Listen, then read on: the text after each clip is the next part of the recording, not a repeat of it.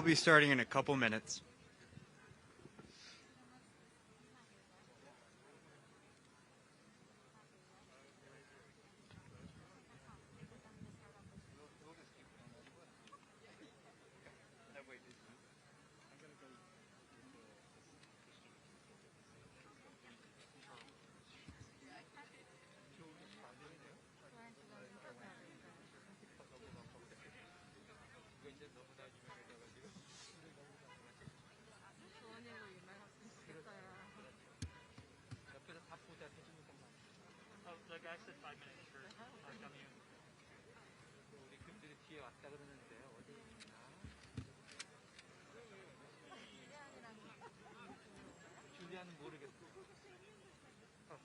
지금 우리 교인들은 제가 몇 명을 목요일날 했는데 제가 이거를 목요일까지 몰랐어요. 오늘이 금요일인가? 수요일날 오후까지 몰랐었어요. 물론 급했어요. 교인들한테 쫙 끊어가지고 와라 했더니 그들 4명, 5명 온다 그러니까 너무 고마워가지고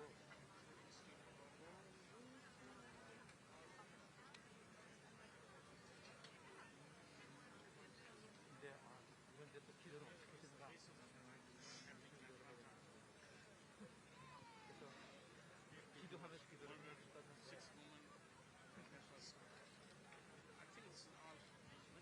너무 복잡하죠.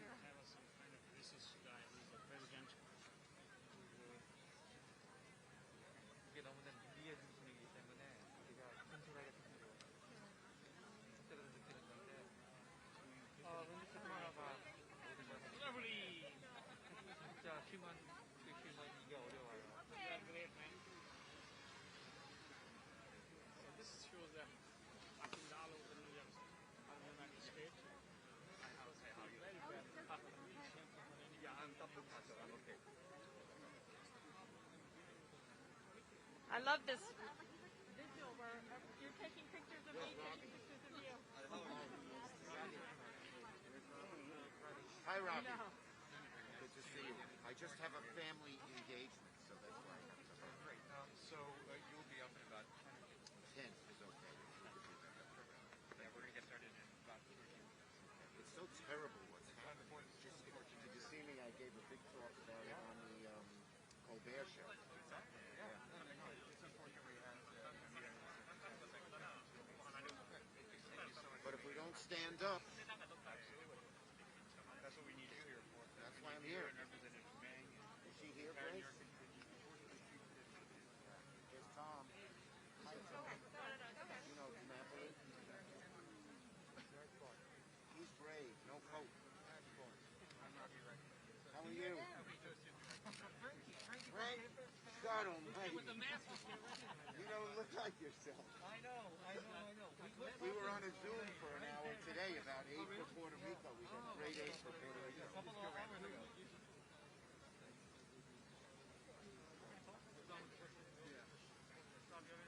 Yeah. Hi, Karen. Are you guys finished? Are you in set?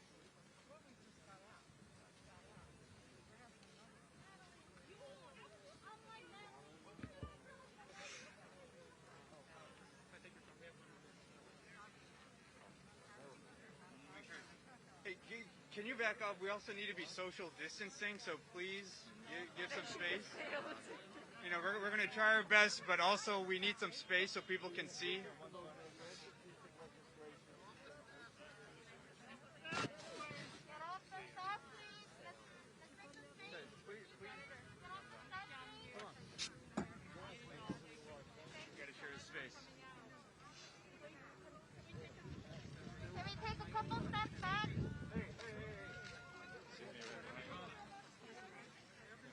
What's up, man?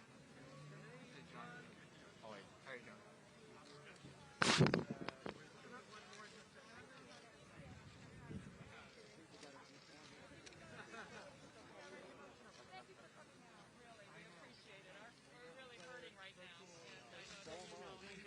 I talked a lot about it on the Colbert show last night. You know, I saw that. Broke my heart. Breaks my heart.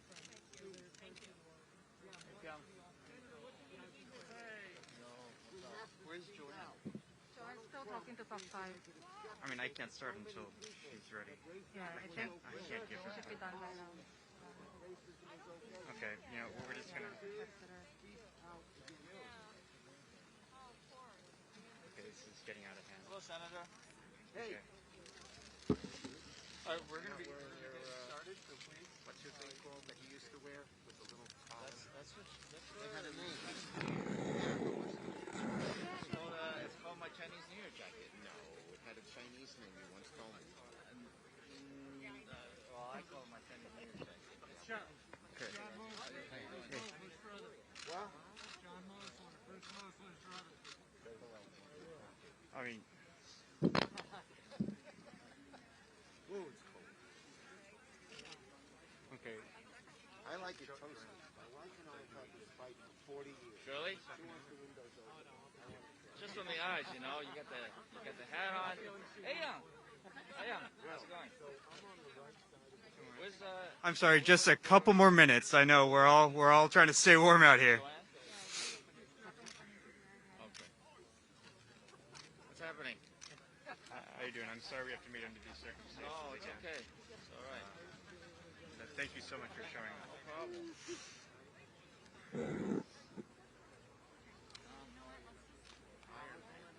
Did you do the Iron Man? I couldn't do any. Well, you didn't. How long is the bike ride? 120 miles? 112. Yeah, I could only do the. I don't know. I couldn't have run, swim. Ooh. Swim is the hard part. Okay, we can make that. One that's really wants to swim about 3.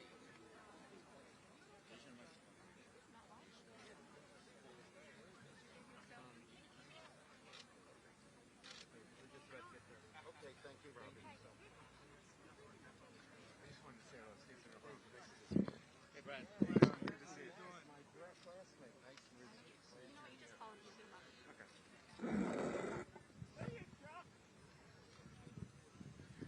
Delana Ashley Yawn Gonzalez, Zhao Xiao Tan, Dao Yu Feng, Paul Andre Michaels, Soon Park, Hyun Jung Grant, Yong Yu, and Suncha Kim. They are why we are here today. I want to thank all of you for joining us tonight. I'm Ravi Reddy, the Associate Director for Advocacy and Policy at the Asian American Federation. We represent the collective voice of more than 70 nonprofits serving 1.3 million Asian New Yorkers. We're all here today because we are in pain and we are angry.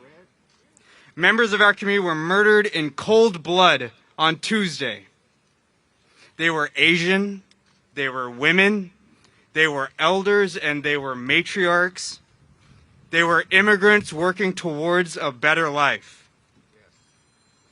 We're here because the Asian American community is once again forced to reckon with our vulnerability and our mortality within our communities, within our workplaces, continually worried that the racist, sexist stereotypes forced upon us may be acted upon violently at any moment. We're here because this is visceral, because this is personal for every single one of us. As we build community tonight, we'll hear from leaders and community organizations who are doing the hard lift of keeping our community safe, and will be around to continue the work after Tuesday's tragedy becomes a memory, becomes a part of our collective memory, a part of our story and our history. We'll also be hearing from performers who have made an art of giving voice to the oppressed, to the voiceless, and the traumatized. It's also important that this space be one for all of us to be able to express ourselves. In an effort to that end, we'll be having 15 to 20 minutes at the end of this vigil for attendees to step up to this mic and speak for a couple minutes each, to speak their truth, to express their feelings on what has happened to us. But before we get started tonight, I want us to present with the emotions we're bringing to this vigil, and to consider the families, who have only just begun to live in a world without their loved ones, with a moment of silence.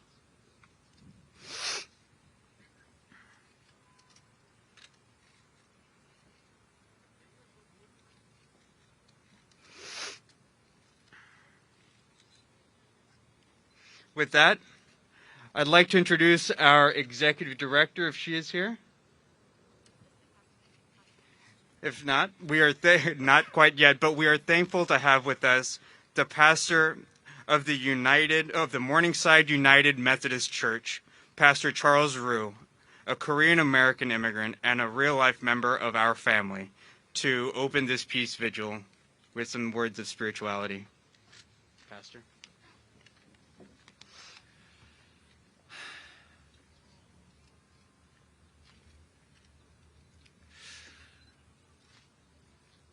Thank you all for coming out this evening. Our emotions are very high and intense that words fail to express properly. Yet we are here to honor the victims of the heinous crime, that of racism, misogyny, and as a community resolved to rise up and show the world what a healing and transforming community of justice and love and peace we all are. I'm so glad that we began with a silent moment. Let me intone a chant for their eternal rest and continue on with my prayer tonight.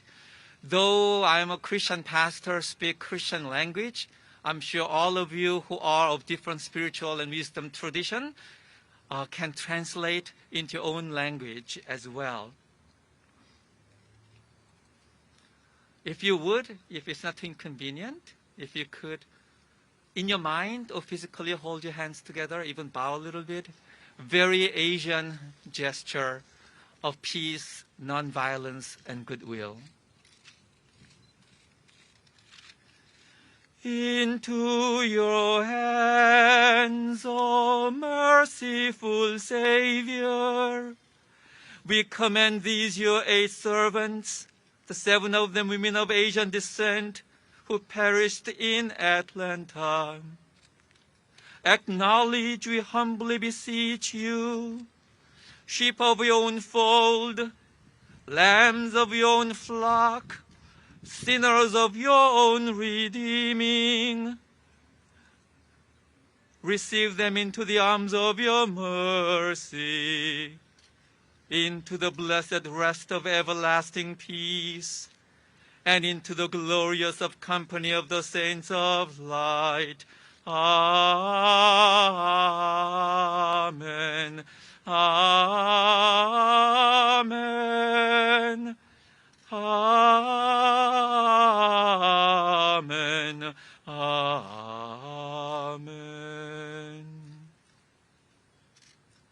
Oh God, we also now lift up our prayer for the sole survivor, Elcias Hernandez Ortiz. May him be healed and recover, and provide the world with important eyewitness. And now, God, we lift up the families of these 8 sacrificed, and also the families of all who have been killed by hate crimes of all kinds throughout the land. Grant them your divine comfort in the midst of unbearable pains they are going through now. Grant that all their needs for their survival and stability will be provided by the outward and concrete expressions of love and care from the surrounding communities and all of us, so that their pain, anger, and hopelessness will be transmuted into hope, resolve, and new creation by the deep experience of love. We call upon you, O God, to help the perpetrator of this heinous crime to acknowledge his sins and repent, so that even he could receive the grace of reform, become a new creature, and no longer under the bondage of sins of hatred, racism, misogyny, white supremacy, and cowardice of gun violence. May he repent, O God. We call upon you, O God, to challenge the Christian churches, liberal and conservative, to repent of their sins of complicity and inaction, and not confronting the sins of this nation that we all love, the sins of white racism, white supremacy, sins of misogyny, the sins of income inequality, and the sins of unequal judicial system. May this church repent and be reborn to practice first and teach, that all the people in this land and all of the world may know that it is your will, O God, that everyone, all the children ever born in this land, on this earth, are precious to you, and we are to give full dignity and full humanity to all, and we are to become our sisters and brothers' keepers. We pray for our Asian American community. We know and claim once again that we as Asian Americans matter to you, O God, no matter how much we are rendered invisible and statistically insignificant by the majority of the land, and this land would rather erase us even by killing us. But we matter to you, O God, and we are precious to you, O God. That's why your Spirit is blowing through the whole Asian America now in solidarity with our Black, brown, and Native sisters and brothers to rise up together to demand justice, heal, and transform this land. You are empowering and guiding us to reclaim our rightful places in this land, celebrate our heritages and contributions, claim our resilience and setting up for our thriving in this land. For when we Asian Americans do well, when all the people of colors do well, all the rest of America will also do well. And the meaningful and lasting world peace with justice will be more within our grasp. We know that your reign on this earth is coming just as it is already done in heaven. And you will wipe away all our tears, for this world will manifest full embodiment of your peace, your justice, your love among all the peoples for all other peoples. Make this vision of yours for all the peoples so plain and clear to everyone that we eagerly join your spirit that is already building a new society, a new human community in our midst. It is happening even now as we are gathered this evening here at Union Square. Heal us, O God. Make us whole, O God. Empower us and guide us, O God. We acknowledge that you are with us and we are not alone. Thanks be to God. Amen. Amen. Amen. Amen.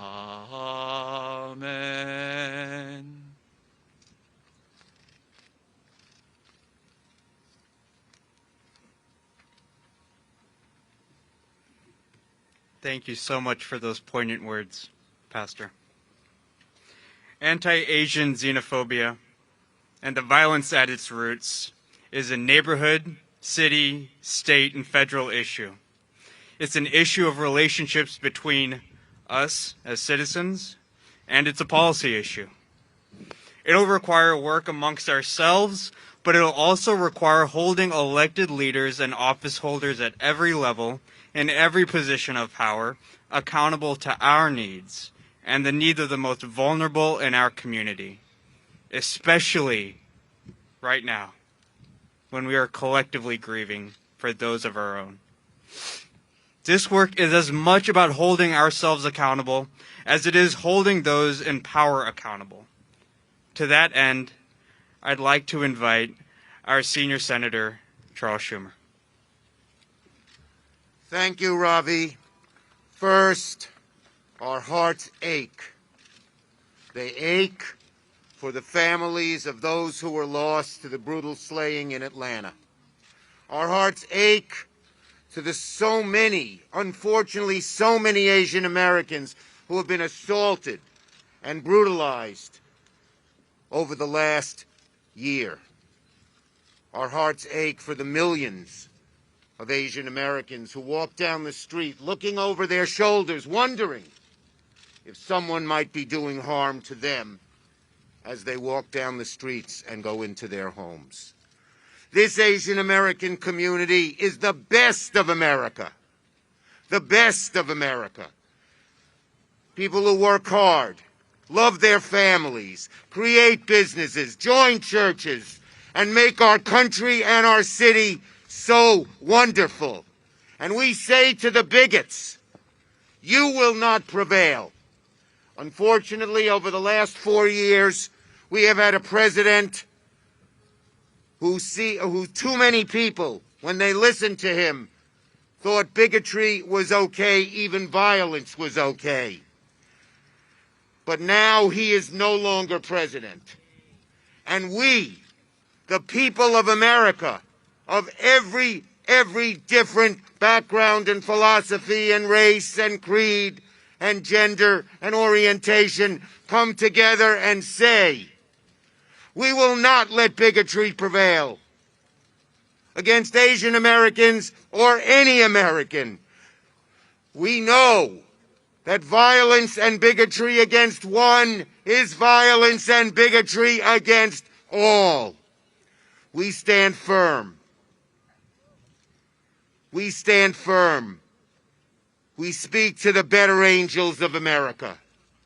We say we love you, we love everybody. We are against violence and will fight violence with every inch of with every atom in our bones. And we, not the bigots, not those who are violent, will win this fight and prevail. Thank you.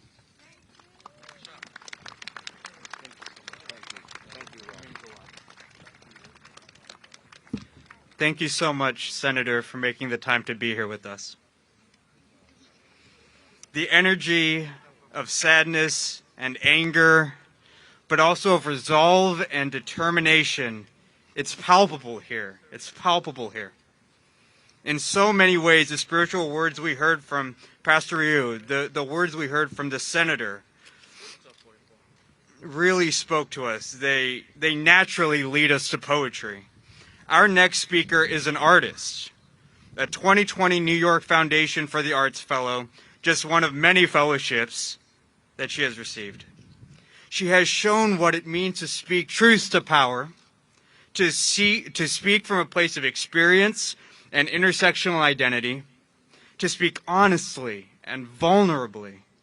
And in this moment, with all of you together sharing in these circumstances with us, it's my sincerest honor to pass the mic to Cindy Tran. Cindy.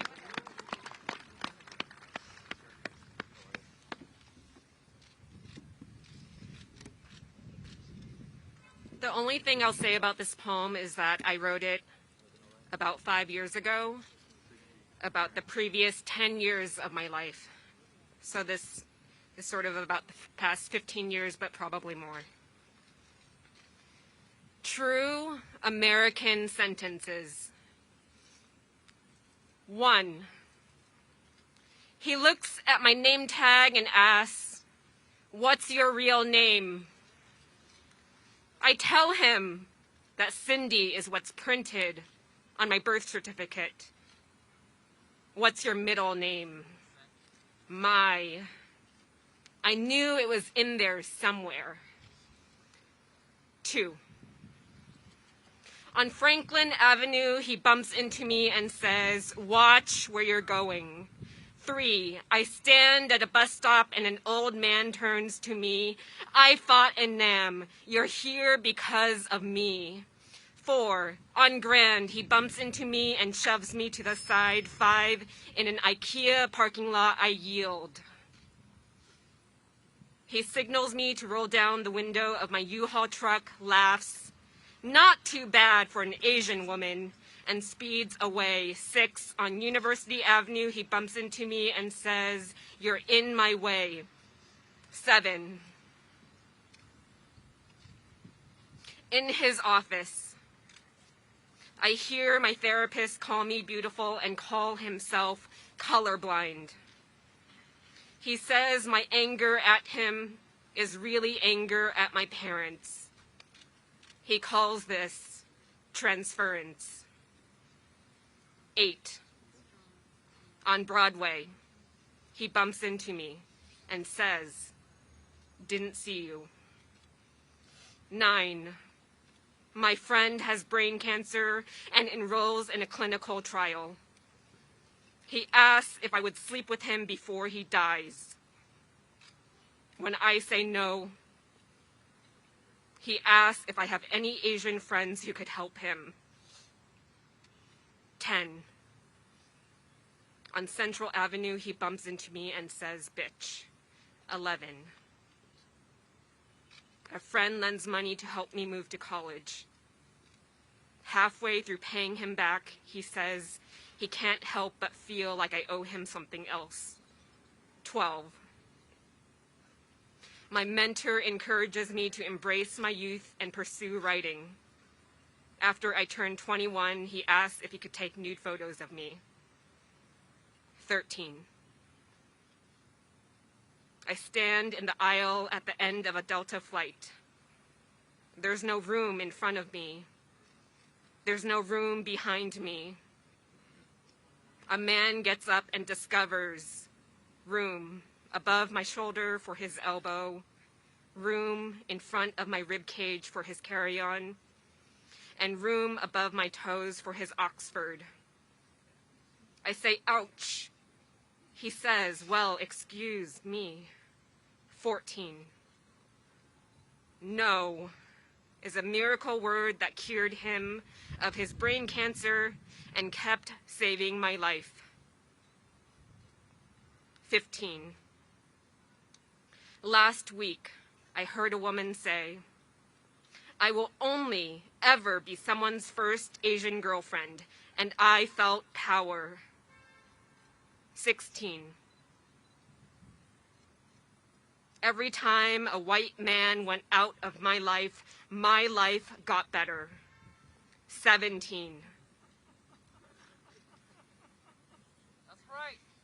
Oh, yes. Every time a friend stands up for herself, I feel her power bring me back to life. Thank you. All right, Cindy.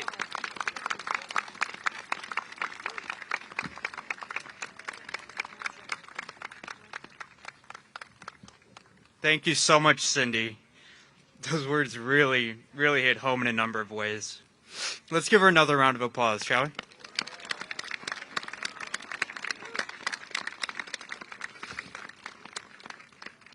And now it's my pleasure to introduce my boss, the leader of our organization, Joanne Yu. You guys, thank you so much for coming out. It's not easy to ask for the community to get together during a global pandemic. I'm going to try to do this without crying. Thank you all so much for coming and being with us today to bear witness to one of the nightmares that have come to life. To be a woman, to be an immigrant, to be Asian, to work during a global pandemic is to risk so much. Tuesday, a white supremacist drove to 3 different Asian spas and killed 8 people. 6 of them who look like me, looks like so many of us here. We're here because we all know that our community deserves better. Our workers deserve better. Our mothers, sisters, aunts, and daughters deserve better. We are here standing together because we are sad, we are angry, and we are exhausted by the roller coaster ride of emotions that we've all been dealing with today. Community, I want you to give yourselves a round of applause for just being here and just existing. Make yourselves be heard.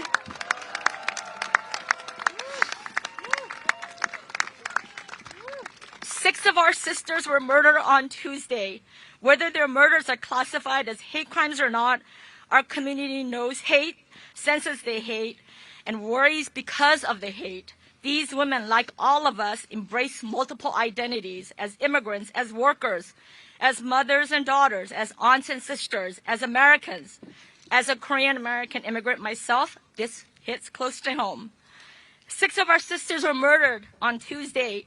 As a leader of the Asian American Federation, tasked with making sure Our needs aren't forgotten, and our voices heard in every conversation that concern our community's well-being. The ugliness of Tuesday hits hard.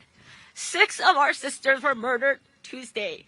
Tonight, we'll process our anger and sadness together as a family and resolve to work together to make sure that our demands are heard and our community is invisible no more.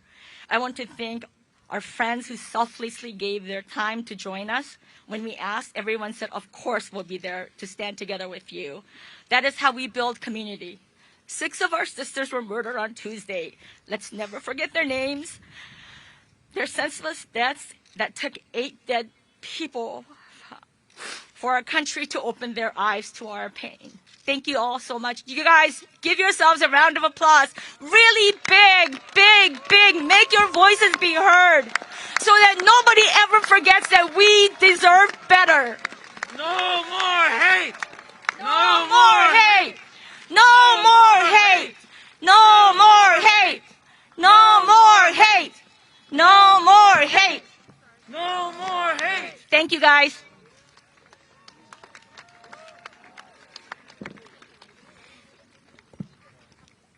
Thank you so much, Joanne, for really setting the tone. I think with Cindy's words, with the pastor's words, with yours, this is going to be one very cathartic gathering. Our next speaker, before he became state senator, started his political career as our city's first Asian American council member and our city's first Asian American elected to citywide office as our city's comptroller. He's been a critical voice at the state level for Asian American interests, speaking from his experience as a community leader and as an Asian immigrant himself. And it's my honor to introduce State Senator John Rue.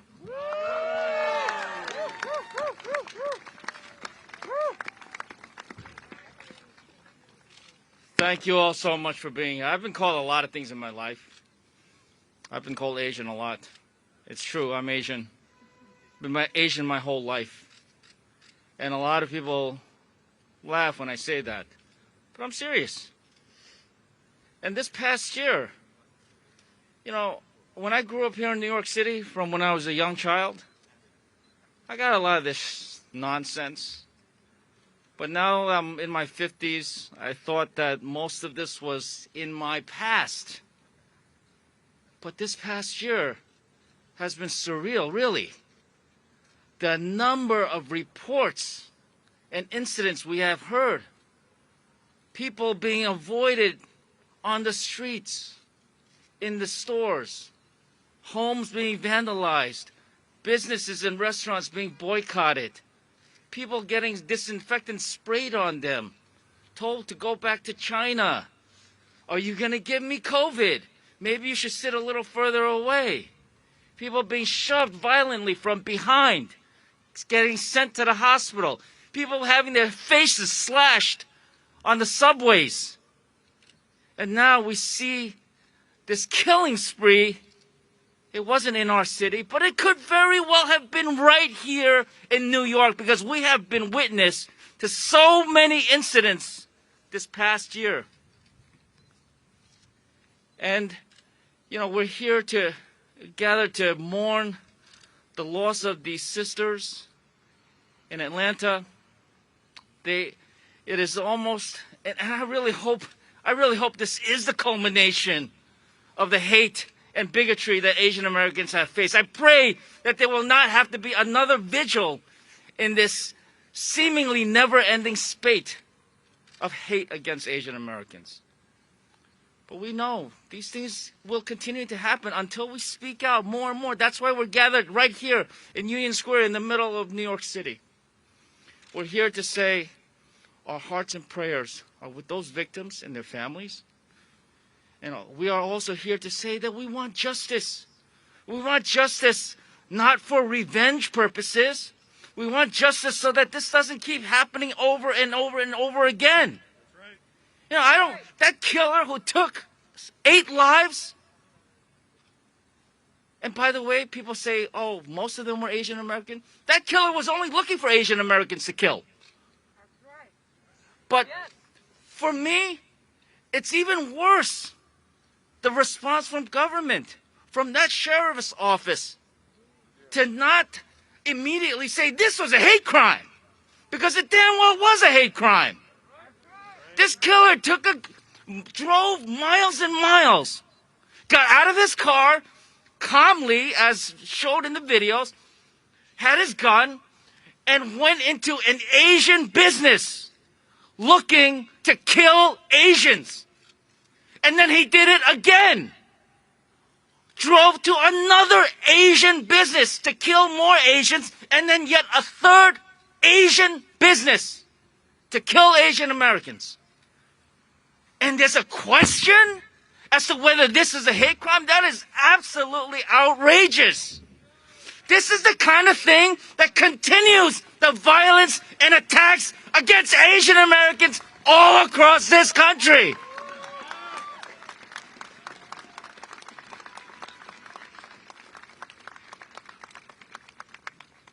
And then for the sheriff to somehow excuse this person by saying, oh, he had a bad day. And that he was trying to address his sex addiction. I mean, this is from the sheriff's office. Further, an arm and agency of government further marginalizing and objectifying Asian Americans, specifically Asian American women. How can we let this stand? That sheriff's office got to go. This is what we need to do to not only bring justice for those women killed in Atlanta, but to prevent this ongoing violence against Asian Americans. We're not invisible. We are not chinks. We are not gooks. We are not COVID. And we are not a virus. We are human beings. That's right. We are alive. We are equally. And it's not only these heinous attacks that we have seen. Far more, thousands of incidents, some of which I described earlier.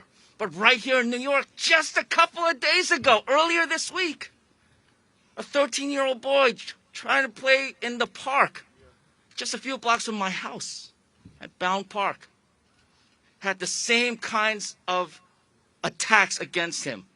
Basketballs being thrown at his head, being told to go back to China. Don't give us COVID.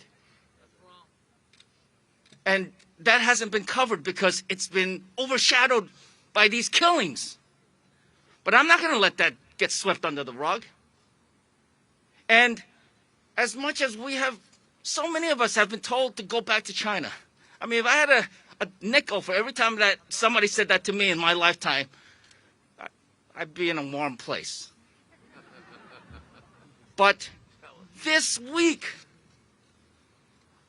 a New Yorker from a prominent family was caught on video. A video clearly yelling obscenities at a young Asian American woman, telling this white New Yorker, telling this Asian American woman to go back to China. Actually, the words on the video were, go back to fucking China. Tell them to go back to the cave. And after 2 days of dogged reporting by one of our journalists here, and I'll give him credit, Stefan Kim from Channel 7, he wouldn't let it go. And I want to give a shout out to our Asian American journalists because, you know, a lot of times they face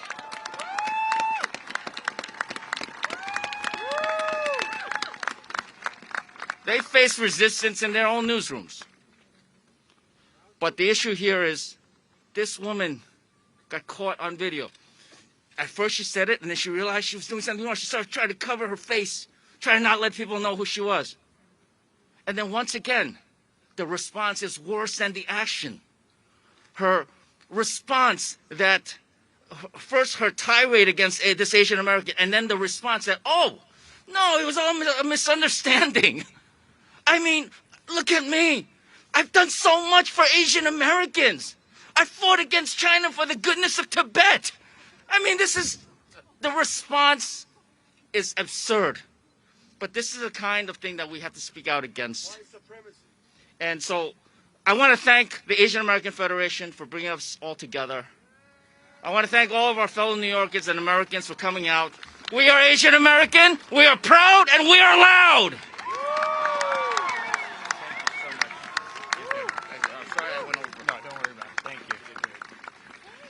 Thank you so much, Senator, for those words. I think it really encapsulates the anger that we feel here today. It's important to acknowledge the work that's being done, the experiences that we're jointly experiencing. And it starts here, in our neighborhoods and in our city. What happened in Atlanta hit so close to home because, exactly as the Senator said, we continue to reckon with that violence here in our city, here on our trains, here in our communities, on our streets, and our sidewalks. As we navigate this trauma and share this space in mourning and resolve, our next speaker has been on the front lines of advocating for policies that include every invisible and marginalized community, including the Asian immigrant community. It's literally his job to stand up and speak for the public. Friends, Public Advocate Jumani Williams.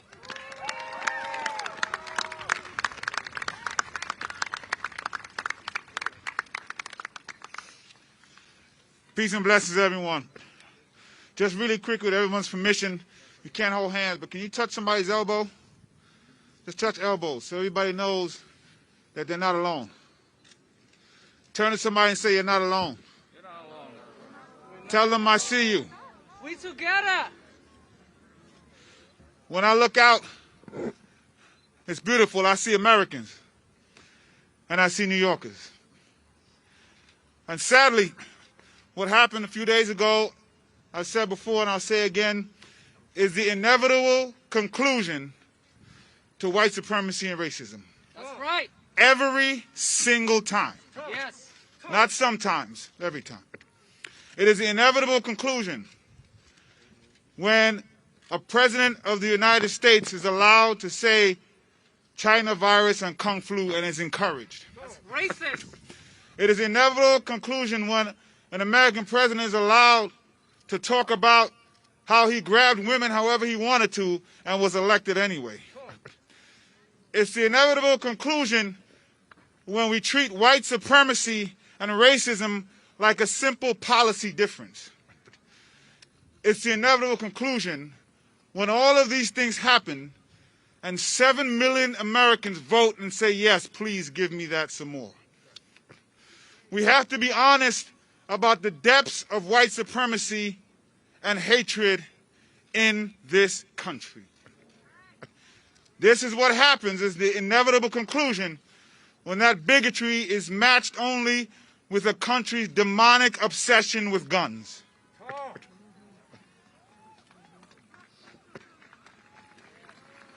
And we have to be honest about that.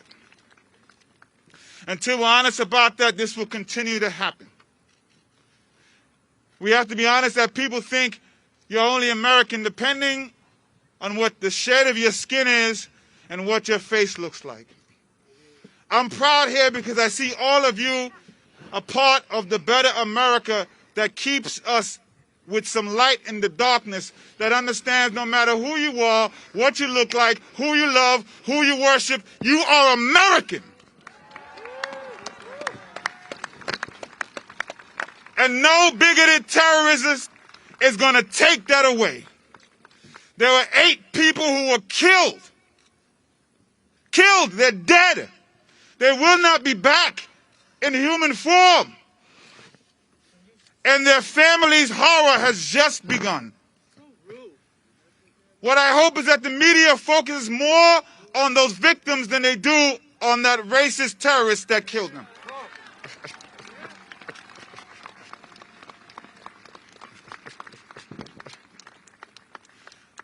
This is powerful what's here, and we have to continue to do it each and every time.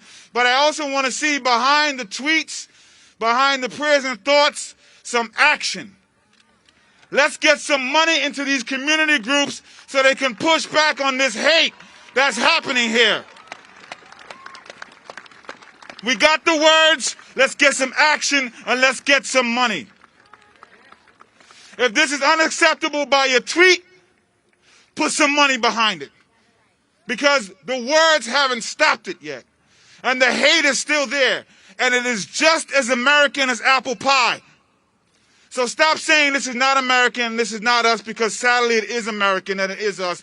But also American are the people who are right here who will keep us going in the direction that we need to go. I'm so proud to stand with each and every single one of you here, the Americans and the New Yorkers who spread the light in all of the darkness. And I want to end with this, so I've been ending this as many times as I speak about this. A message to law enforcement from the black community. First, I want to thank Joanne and all of the Asian leaders who were screaming Black Lives Matter last summer. Thank you so much for that. And we are going to stand with you now. But a message to law enforcement from the black community. We are asking you, please, to treat unarmed black people the way you treat armed white people who have murdered people and who simply have had a bad day. That's all we ask. Just give us that.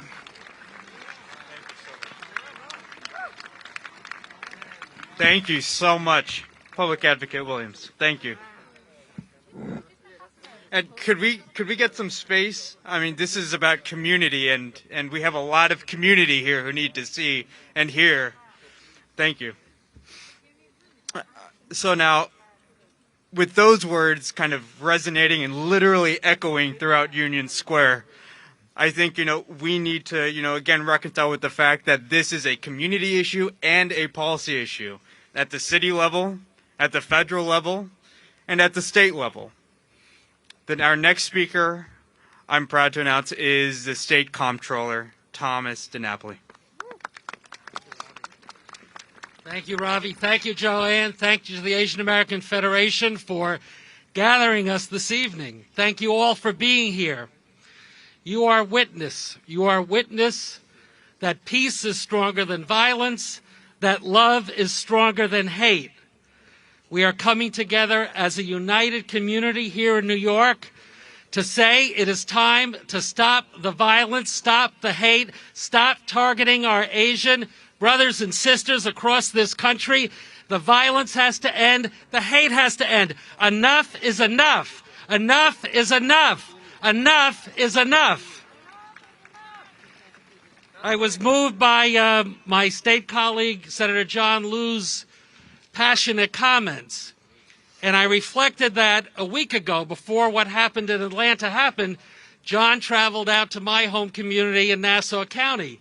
And we had a similar gathering of Long Island residents to say that the anti-Asian incidents that were happening on Long Island, we had to stand up and speak out. John, did we think that a week later we'd be talking about murder in Atlanta, right? You didn't mean it that way. Not for this. That's what I meant. The litany that John gave us is important to be reminded of. I won't repeat it. But we know the statistics. Right, Scott? That's what we do with Comptroller's office. We look at numbers. 700 reported anti-Asian incidents in New York City over the past several months. Reported. What John Rue pointed out is a reminder of how many incidents are not reported, how many multiples of that 700, in fact, are happening in our streets each and every day. It is a disease. It is a sickness. So our being here, yes, is important. As Jumani, our public advocate, said, putting money behind policy and good intention is important. But let's also be vigilant in our neighborhoods. When we see something, say something, speak out. If you're a victim of an incident, reach out to law enforcement. I know people sometimes don't want to become a statistic, but that's the only way we're going to document and start to turn the tide against what's happening in our neighborhoods. Yes, we condemn the violence against those 8 victims in Atlanta. The Asian American women particularly, they were targeted, that's clear. But we have to acknowledge in our beloved New York City and New York State, it's happening here. Violence and assaults, be they physical or verbal, are targeting our Asian American brothers and sisters. We have to put an end to it. We have to speak out. We have to stand up. We cannot ignore it. Thank you for being here in solidarity. Let's leave this gathering united and resolved to do all that we can, not just with words, but with actions. Thank you, New York. Here's to better days for all of us. Thank you, State Comptroller Dinapoli. And yes, comptrollers do work a lot with data, but we are more than numbers. And the numbers only serve to back up the narratives that we experience, that we have heard, that we have lived, that we have suffered through, that we carry with us every day, that we mourn, that we've been mourning since Tuesday. It's not data and then the narratives. The data only serves to give context to the narratives that we feel. Next up is our City Comptroller, Scott Stringer, to speak more about what we can do together. Thank you very much. Thank you. I'm going to be very brief because I do believe it's time for the community to speak and for a lot of elected officials to listen. Yes. It's time that we listen more. We need it. And hear what you have to say. But I want to say this. We got to make sure, anytime there's an attack on the Asian community, the city responds. Whether it's a vigil or doubling down on a community-led safety plan, we got to make sure we have your back. And I'm here to tell you tonight that New York City has your back.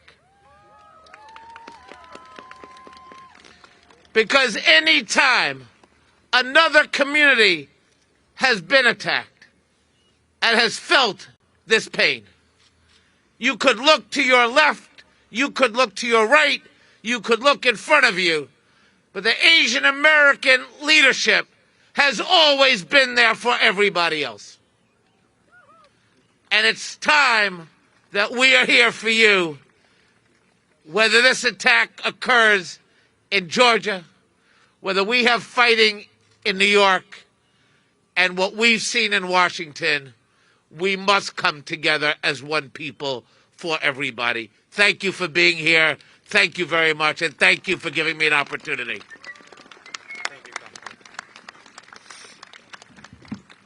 Thank you so much.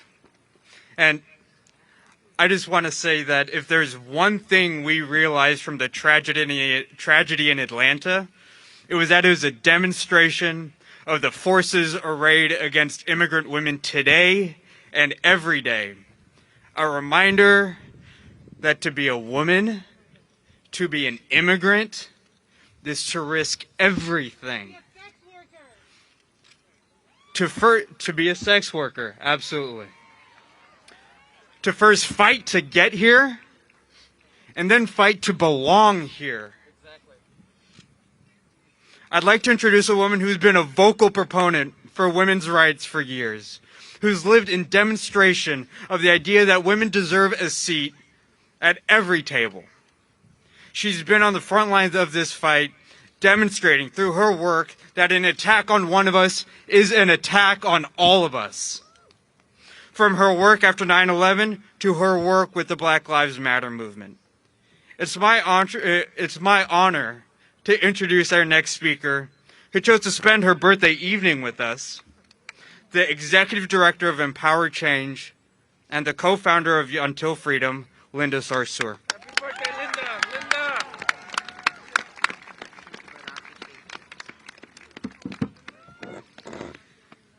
Good evening, New York. Today, I don't stand before you as an activist.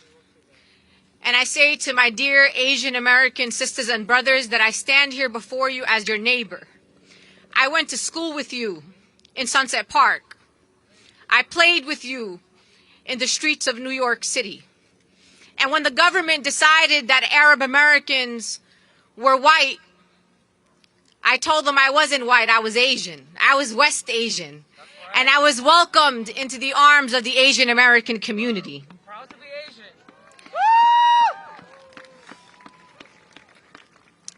I feel heartbroken because as a Muslim American, I know what it feels like to come from a community that is targeted for who you are.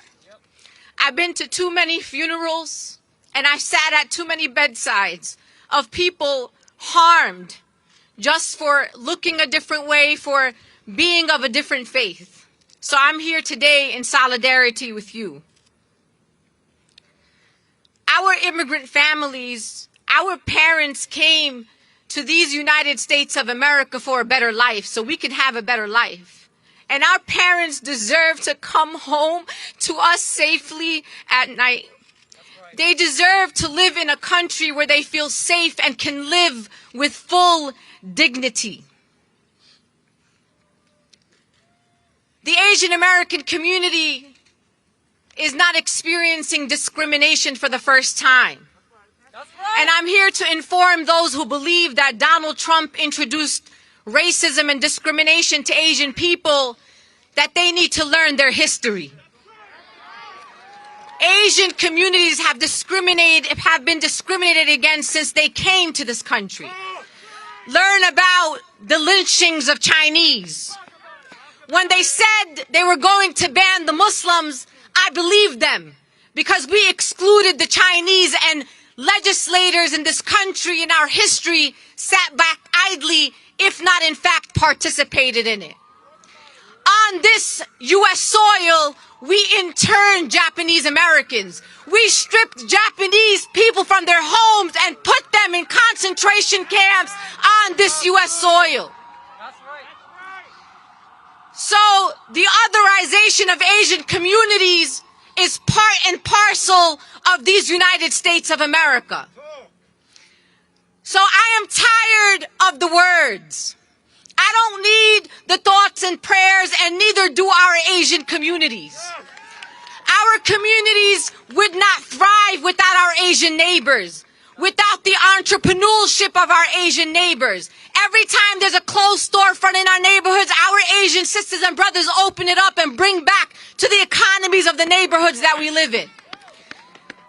They deserve safety. And what I came here to say to our Asian American sisters and brothers is that we are all we got. I do not put my safety in the safety of government, of elected officials. We are all we got. I'm asking you all to not be bystanders. When you are on a train station, standing at a bus stop, walking in the street, and you see someone saying something that you don't agree with, or assaulting someone, or trying to harm someone, intimidate someone, stand up. Say something. Do not be a bystander. I commit to you that wherever I am, that I will stand up, that I will fight, that I will say what needs to be said and do what needs to be done so that you can live in a country, that your children can live in a country where they can be safe. But not only do I want them to survive, I want you to thrive in these United States of America. That's right. I'm going to leave you with this quote. It's from an Aboriginal woman named Leela Watson. And she said, if you have come here to help me, you are wasting your time. But if you have come here because you believe that your liberation is bound up with mine, let us work together. My Asian sisters and brothers, my liberation is bound up with yours. And when you are not free, I am not free, and no one is free. And so our collective liberation is bound up together. I'm calling on your elders and your leaders. Police are not a solution. Police are not the solution. Do not ask for more police and criminalization in our communities. Come to our mosques. Come to our leaders. Reach out to your neighbors. We will protect you. We will protect each other. Solidarity and love to you all.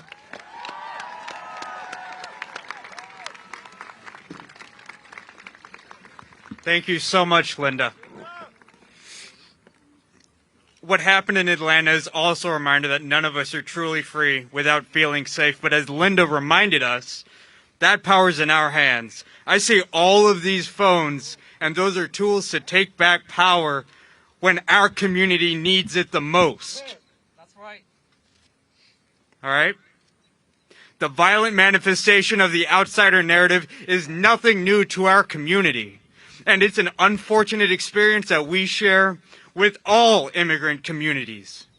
Nevertheless, organizations like our sister organization, the Hispanic Federation, have been on the front lines of this work, fighting with us to make sure that our immigrant communities are well represented and joining us in solidarity when tragedy reminds us that our shared future can never be taken for granted. I'd like to introduce the President and CEO of the Hispanic Federation, Frankie Miranda, to provide some remarks. Thank you very much. For over a year now, we have been warning about the daggers of anti-Asian American language, rhetoric, bigotry being spewed in certain media channels, state houses, and city halls, and most damagingly by the previous White House occupant that doesn't even deserve to be named. The peddlers of division and hate have seized on COVID-19 pandemic to demonize and blame people of Asian descent for our national crisis. The targeted murders this week of 8 people, including 6 women of Asian descent in Atlanta, shows yet again that hate and bigotry will lead to violence. I want to speak now to my Latino brothers and sisters. La Federación Hispana y su red de más de 300 organizaciones comunitarias se solidarizan con ustedes, nuestros hermanos y hermanas asiáticos, en este momento de crisis, porque también es nuestro momento de crisis. Las historias de nuestras comunidades en los Estados Unidos están profundamente entrelazadas. Cuando les atacan, también nos atacan a nosotros. Exigimos a los líderes de nuestra nación para que condenen enérgicamente el lenguaje y la retórica antiasiática para desplegar la aplicación de la ley para proteger a comunidades en todos los Estados Unidos. Es hora de responsabilizar a todos los líderes e instituciones de nuestra nación y poner fin a esto ahora. The histories of our communities in the United States are deeply and powerfully intertwined with each other. When you hurt, we hurt. We call on our nation's leaders to forcefully condemn anti-Asian American language and rhetoric, to deploy law enforcement to protect Asian American communities, and to bring the full weight of the law to bear on the perpetrators of violence. It's time to hold every leader and institution in our nation accountable and put an end to this now. Thank you.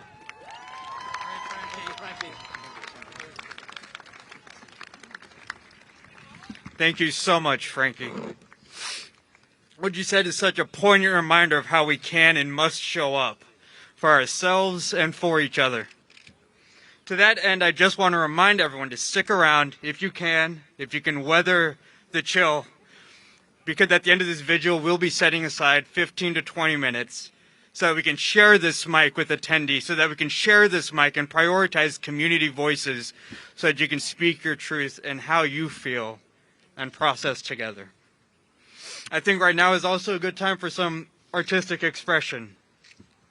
Jung-hee Kim is a director of the Korean Traditional Folk Song Foundation here in New York. She will first perform Guom Sinoi, a non-lyrical vocalization piece originating from traditional Korean shamanic practices as consolation for the soul. Her following act is Bonjour Arirang, which is the oldest version of Arirang in the Seoul region. Arirang is probably the most famous Korean song in the world, so I've been told. So please join us and sing along if you know the song. Jung-hee?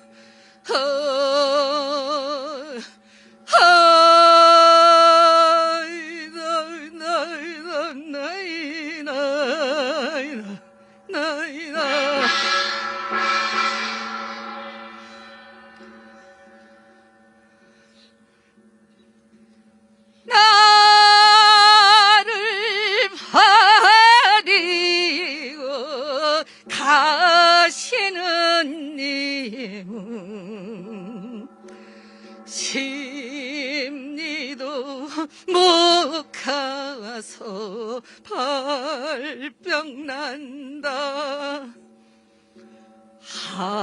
아리랑 아리랑 아라리요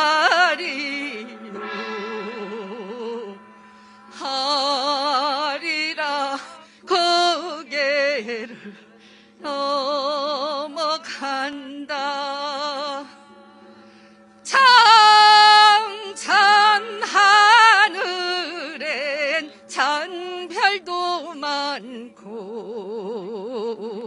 우리네 가슴에 희망도 많다. 아리라 아리라 아리랑 아라리요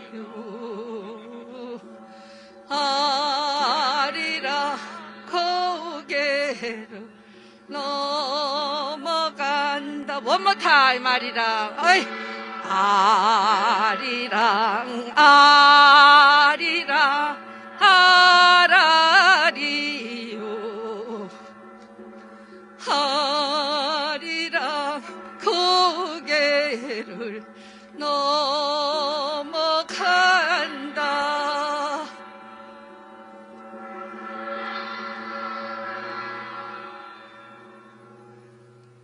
감사합니다.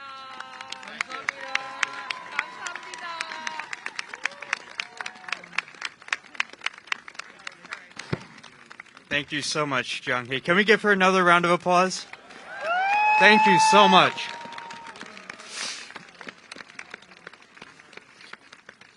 So, as we navigate this trauma together and lean into our feelings and our resolve, our next speaker could speak to how intersectional all this work is, how intersectional all this work is going to be for our community, for us as individuals, even as we view this as a policy problem too.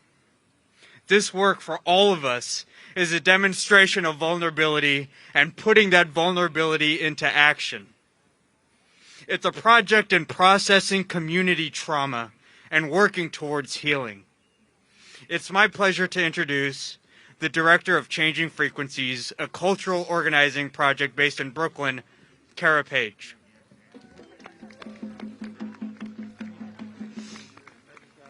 Thank you. Ooh, I can't see. Good evening, everyone. It's an honor to be here as an African American, as a Black queer woman who righteously fights against policies, legislation, action, and violence that are deeply rooted in colonization and the enslavement of all of our peoples. I stand here before you as someone who's been fighting against yellow peril for 3 decades, with organizers that are fighting against the fear, the anxiety, this ideology that presents that Asian people should that are somehow seen as dangerous or as criminals. As a Black person experiencing that same kind of pathology and exoticization, I stand here before you fighting with organizers as queer, transgender, conforming people of color who are fighting for the identity as Asian, as Black, as Arab, as Latinx, as people who believe that our queerness cannot be pathologized, that our bodies can no longer be criminalized, that we will not stand for the policing, the incarceration, and detainment of our communities. I stand before you in the belief that police, as Linda Sarsour always says, police are not who we can rely on for our collective safety and care. My safety depends on your safety. My care depends on your care. Bystander intervention, but also to intervene on the generational trauma that all of our people continue to experience. Yet again, Asian migrant women had to be on the front lines as the ones that were murdered, to remind state officials, to remind the cops, to remind the United States government that Asian people are dying. 6 months ago, New York City wasn't talking about anti-violence targeting Asian communities on the news. It was very minimal. 6 months ago, we weren't talking about the rise of hate in relationship to how Black Lives Matter builds with Asian communities to understand colonization and white supremacy will come for all of us. So I want to give a quote here by Gary Okahiro that speaks to the kinship between Asian and Black people. We are a kindred people, African and Asian Americans. We share a history of migration, interaction, and cultural sharing, commerce and trade. We share a history of colonization, decolonization, and independence under neo-colonization. We share a history of oppression in the United States that successively has served us as slaves, as cheap labor, as peoples excluded and absorbed, as victims of mob rule and Jim Crow. We share a history of struggle for freedom and other democratization of America, of demands for equality and human dignity. We share a history as a kindred people. We are forging the fire to fight against white supremacy and struggle. I stand here with you with my Korean brother, Sewan, who's going to speak through drumming as we honor prayer, as we honor the vibration that moves us to the fire, to the freedom, to the struggle that we must build together to fight colonization and fight this idea that we don't deserve to exist.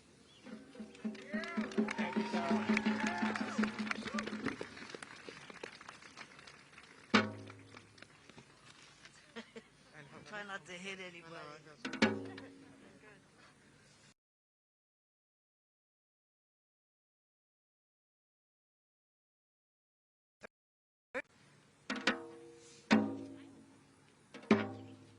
It's cold out here, so if you move around, it's all good, okay? Nobody's off beat. Everybody find their beat, yeah?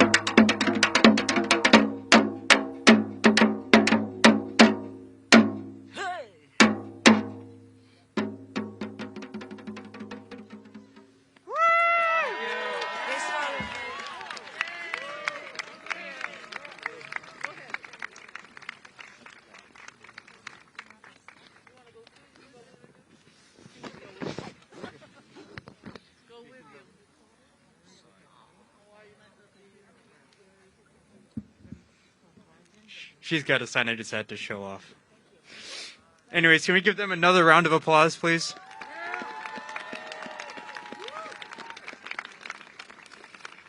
Thank you so much, and it's just such a testament to the energy here that we can have the speeches that we've heard, the viewpoint that we've heard expressed, the music and the poetry and the expression that we've felt here today.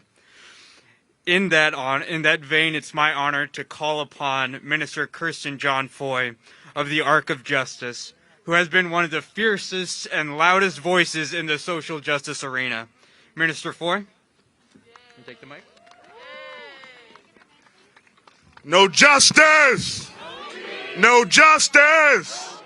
No justice! No justice! What do we want? What do we want? What do we want?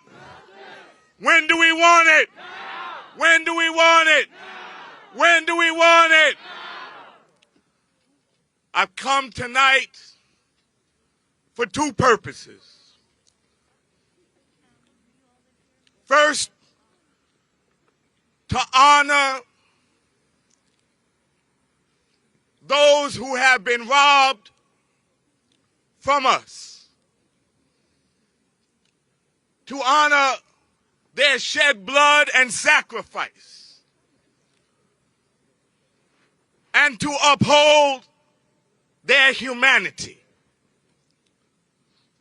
And the second reason I've come is to speak about two things: love and power. Love and power. Throughout the history of this nation, we as people of color have paved the streets in our blood. We have hung from trees. We have been laid out across railroad tracks. We have been hunted and shot down like wild animals. And we have done it at the hands of white supremacy. The enemy can be counted on two things. First, always revealing himself. And second, always picking the wrong victims. We have hung separately and we have bled separately. But today, our blood is mingled together in the streets of America.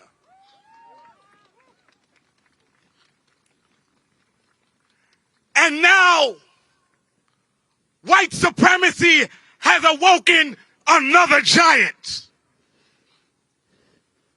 So I have come as a black man to stand together with my Asian sisters and brothers. One giant community bound together in love with another giant community to speak truth to power.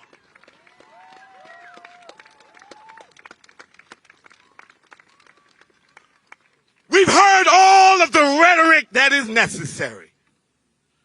Now it is time to speak truth to power. It is time for us collectively to decide the fate of this nation. It is time for us collectively to decide the leadership of this nation, of this state, of this city. It's time for us to stop being bamboozled and divided by white supremacists that can only survive while we are on our knees. That's right. Collectively, we determine the fate of this nation. Collectively, we determine the fate of humanity. And as long as we do not allow white supremacy to divide and conquer two great giant peoples, we will take America from her dark past and her dark present into a brighter future. But only if we do it together. Only if we stop seeing color and start seeing kind. Only then can we confront white supremacy in victory and overcome the artificial lines of division. The flames have been stoked for our division for centuries. Today, we wash out the flames of division with our shed blood collectively, and we declare, we decide the fate of America's future. And no white supremacist and no gun-toting hate monger can keep us on our knees forever. So here's what we're going to do. Collectively, we are going to go to Georgia. Collectively, we are going to get rid of that white supremacist, bigoted sheriff. Collectively,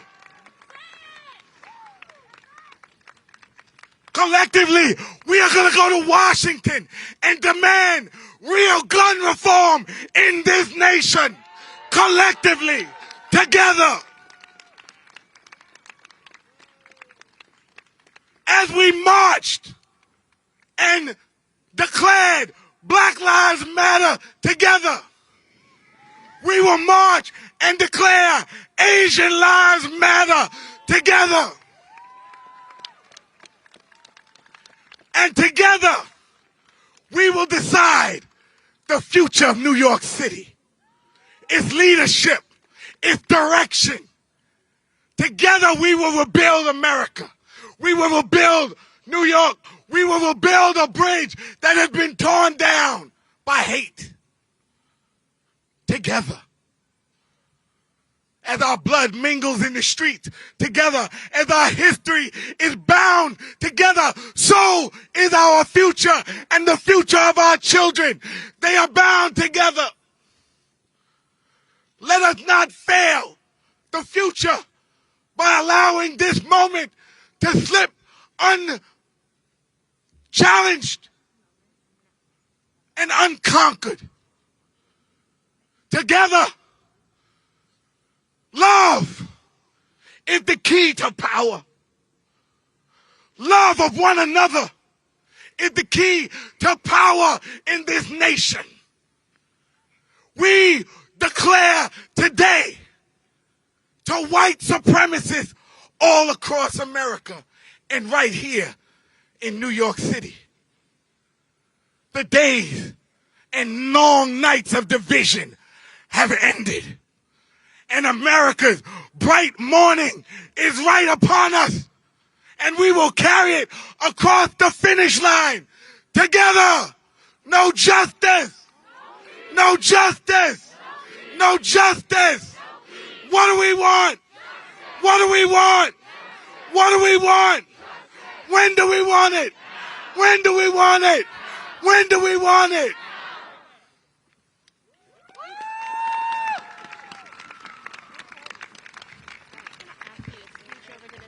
The key to power is love.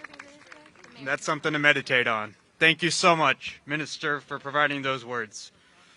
And in the spirit of making sure that this is an issue that we need to address from the city on up, from our communities on up, in the spirit of holding our leadership accountable, in the spirit of making sure that something comes out of this pain, it is my pleasure to introduce our mayor, Bill de Blasio. Thank you. Everybody, we are confronting right now a terrorism being directed at Asian American communities. Let's be clear. a terrorism, a fear that has been created, and it emanated from Washington, D.C., and it was state-sponsored. And now, look at the fear, look at the pain in our communities. We must confront it. The city of New York stands as one with all Asian Americans here in New York City and around the country. But listen, we need people to come forward who have been victimized and attacked. We need to know, and we call upon everyone. Go to nyc.gov/stop-Asian-hate. Join our effort to stop Asian hate together. And this is a city that will not tolerate hatred. This is a city that will never allow hatred. Together we will overcome it. Thank you. God bless you all.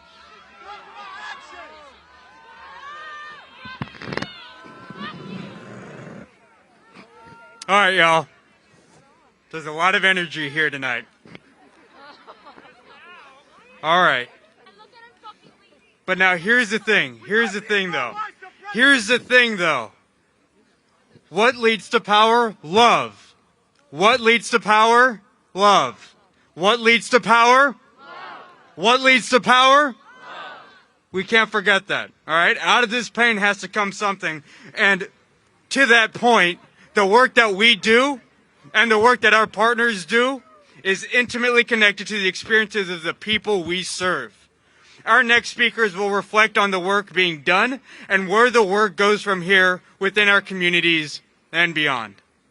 The organizations that are doing work in our communities to address gender violence, to address systemic inequities facing our immigrant and Asian American communities are often the first place our community members go for support. To that end, Asian Americans for Equality has been a steadfast partner in our work to address systemic inequities facing our community, like building affordable housing, helping to build community assets through economic empowerment and community development when traditional banks aren't in our communities to begin with.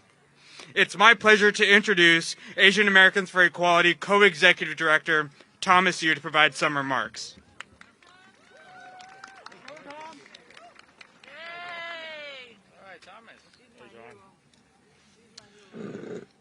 Hello, everyone. Thank you, everyone, for coming out today. My name is Thomas Rue. I'm the Co-Executive Director of Asian Americans for Equality. We were founded nearly 50 years ago, right in the heart of Chinatown.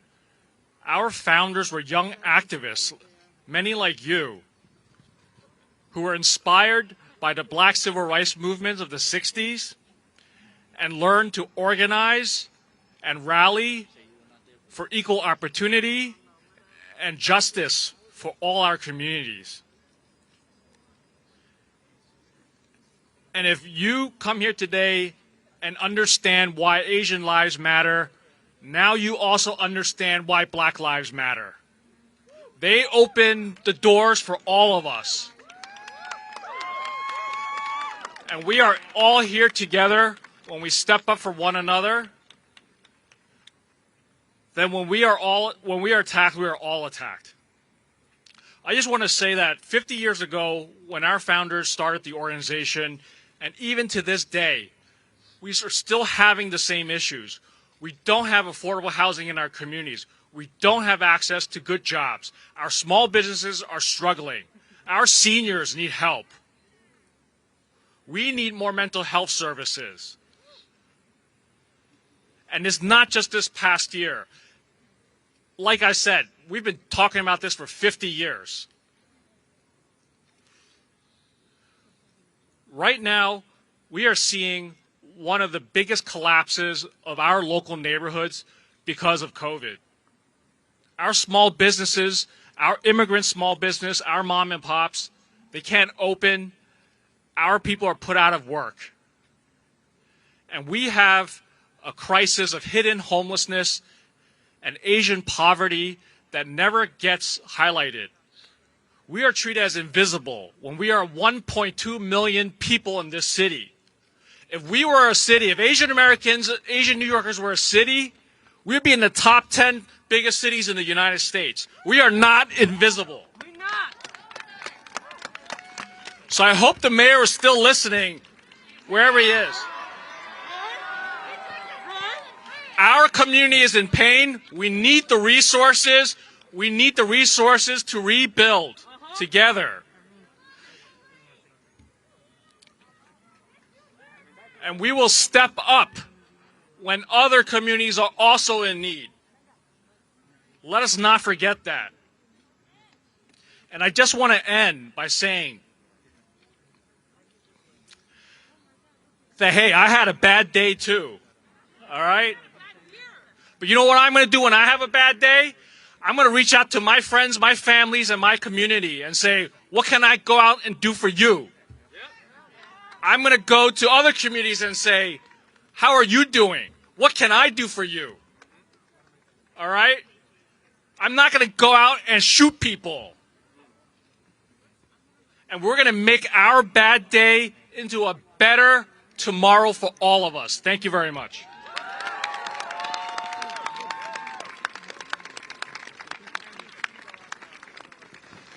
Thank you so much, Tom.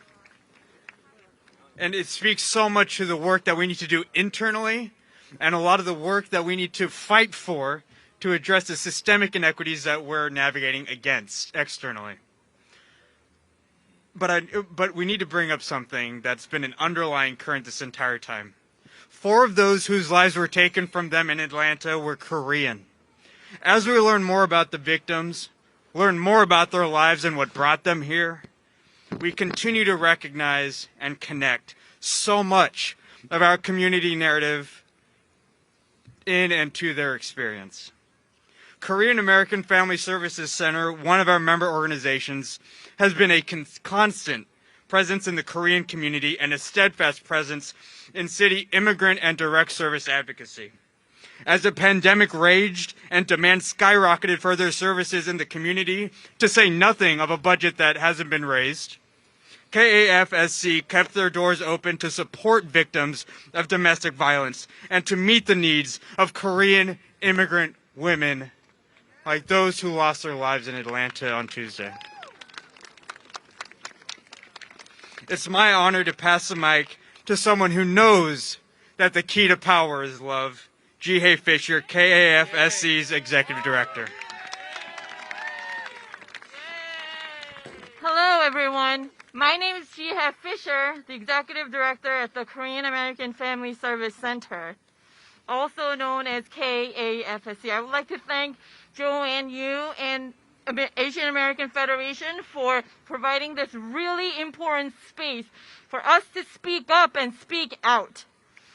The KFSC is deeply, deeply saddened, shocked, and angered by Wednesday's mass shooting.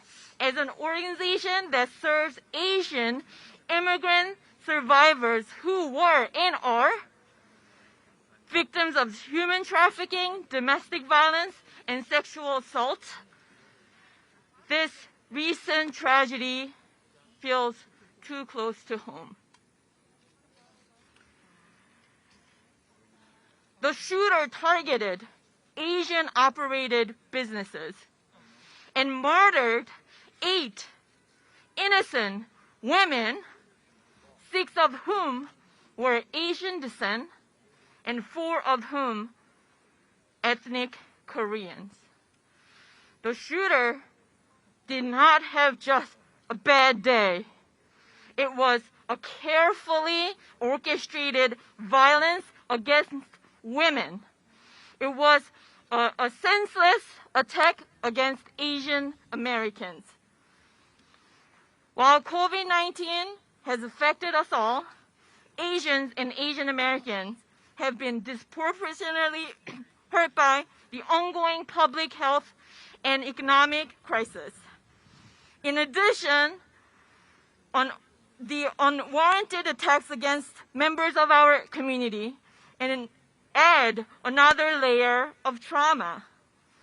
These victims could have been among the immigrant survivors that KFSC serves day to day.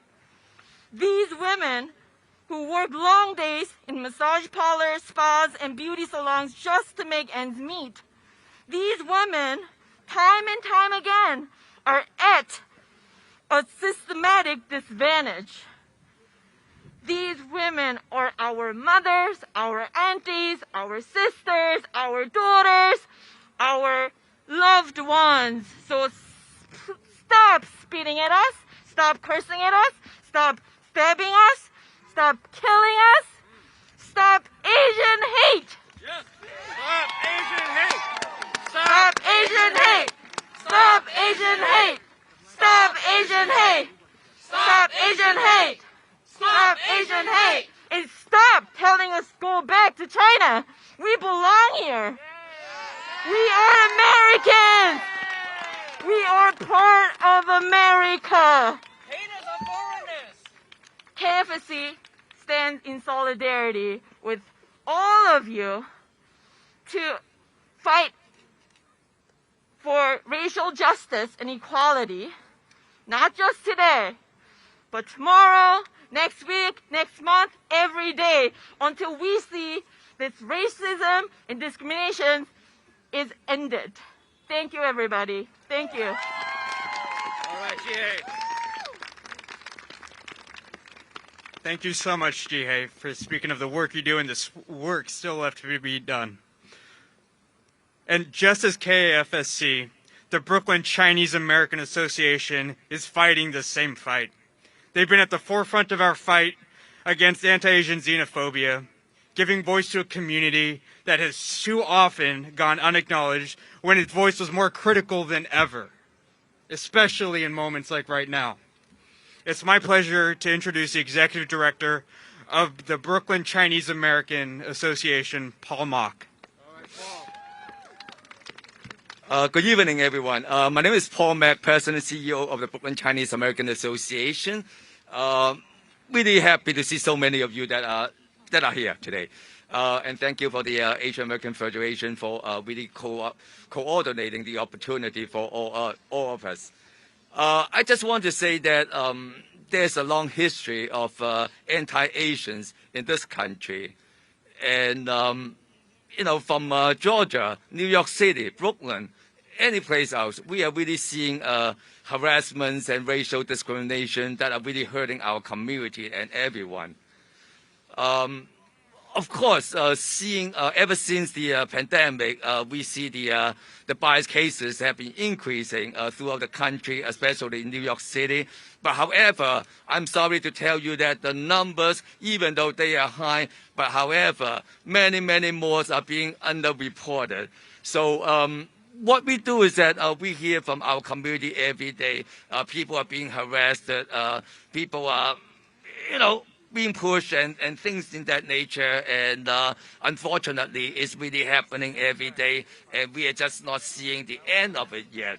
And of course, the past administration with their disinformation or misinformation basically is not really helping. So we are really hoping that we are able to make the correction of it by doing it together. I also want to take this opportunity to invite everyone to really take a look at the big picture, all the contributions that the Asian American have been making to the city, the Brooklyn, the United States of America.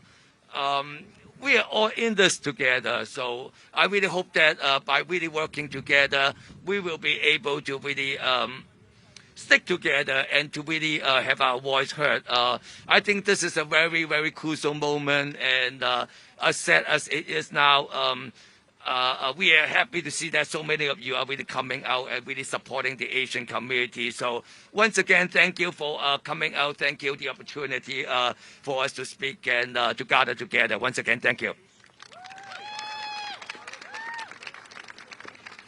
Thank you so much, Paul.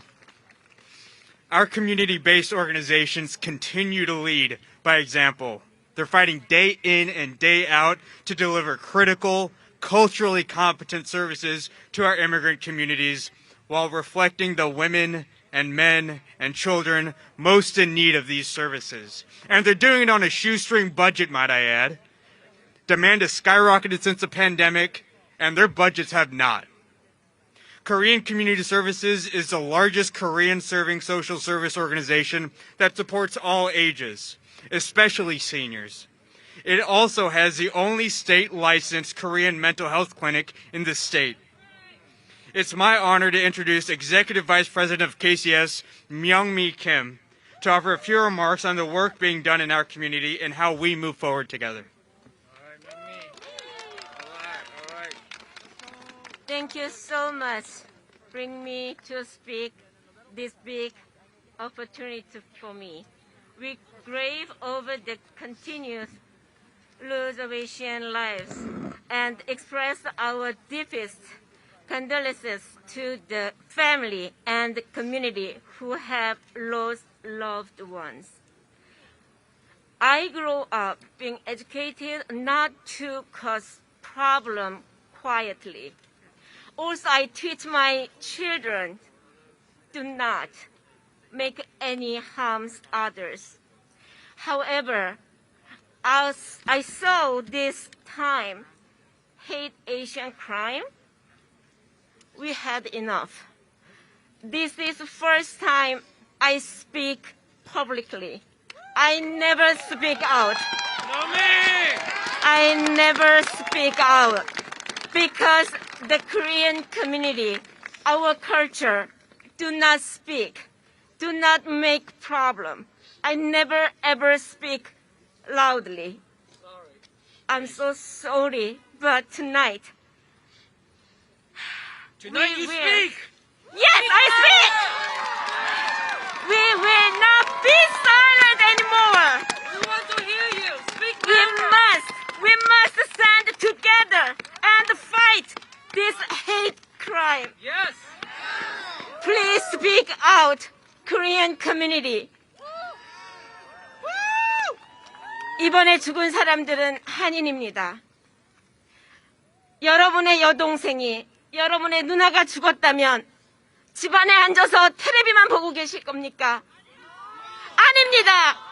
우리도 목소리를 내야 합니다. 우리도 stand up together. 그렇죠. 우리도 이 나라의 주인입니다.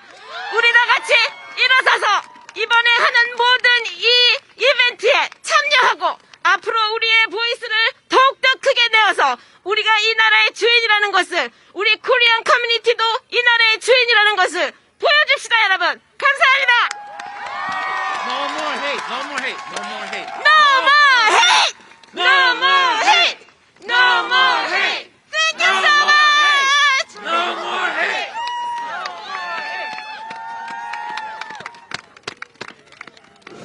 I feel like that was one of those moments where everyone underneath the mask, you could tell everyone was smiling just a little bit. Thank you so much for those words.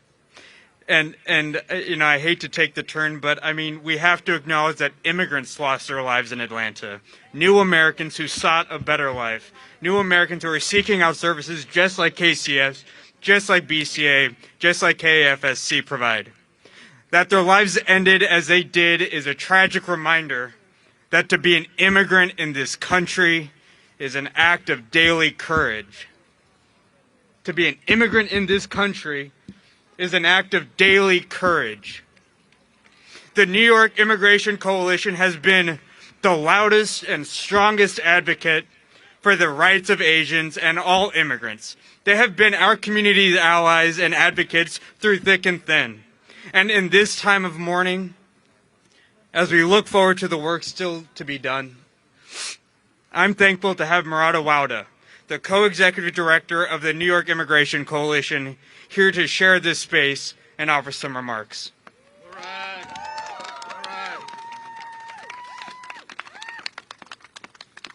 Let's give it up for AAF. We could do better than that. Let's give it up for the Asian American Federation. What does community look like? So I say, what does community look like? You respond, this is what community looks like. What does community look like? What does community look like? Our safety is in solidarity, brothers and sisters. Just a few weeks ago, we rallied with the Asian American Federation in Battery Park. We rallied against the rise in anti-Asian violence here in the city and across the state and the nation. And what we see is the continual rise.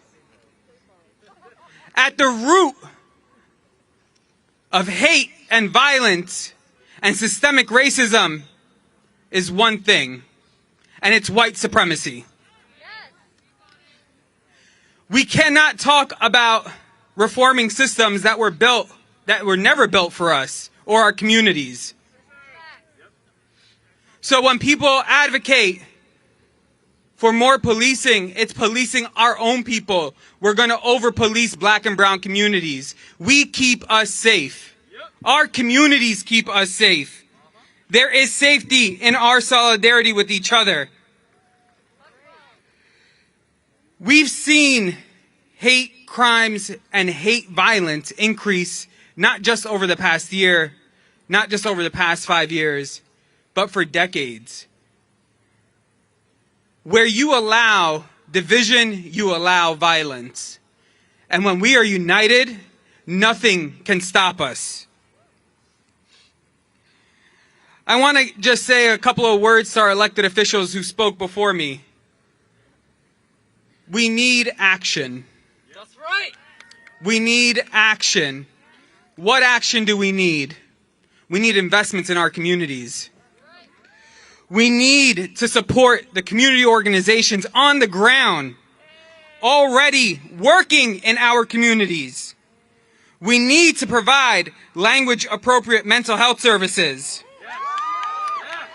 We need to provide resources for community-led healing. We need to center victim services and fund them. The New York Immigration Coalition is proud to stand tonight in vigil with you all and with the Asian American Federation. We are all we got. We are literally all we got. We are in this together. What does community look like? This is what community looks like. What does community look like? This is what community looks like. Thank you, everyone. Have a good night. Take care of each other. My name is Murad Awauda, and I am the co-executive director of the New York Immigration Coalition.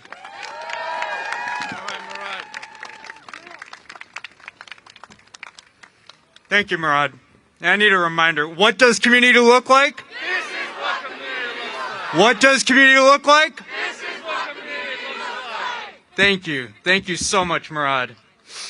This is an all of us issue and requires all of us to do the individual work in conjunction with broader community advocacy. Long after this mic is gone, we're going to have to be keeping up the same asks, holding people accountable, and making sure things get done. Because Tuesday isn't going to be easily forgotten, and we need to keep it that way. As interim executive director of the Arab American Association of New York, our next speaker has been a leading advocate for our immigrant communities. As a leader of the leading Arab social services organization, Marwa knows too well the pain of being invisible and being vilified for who she is. Please welcome Marwa Janani to the mic.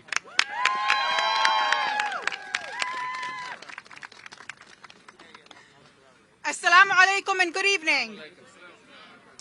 I'm Marwa Janani, the Executive Director of the Arab American Association of New York. Arab and Muslim communities worldwide know all too well what it is like to be demonized, scapegoated, and stereotyped.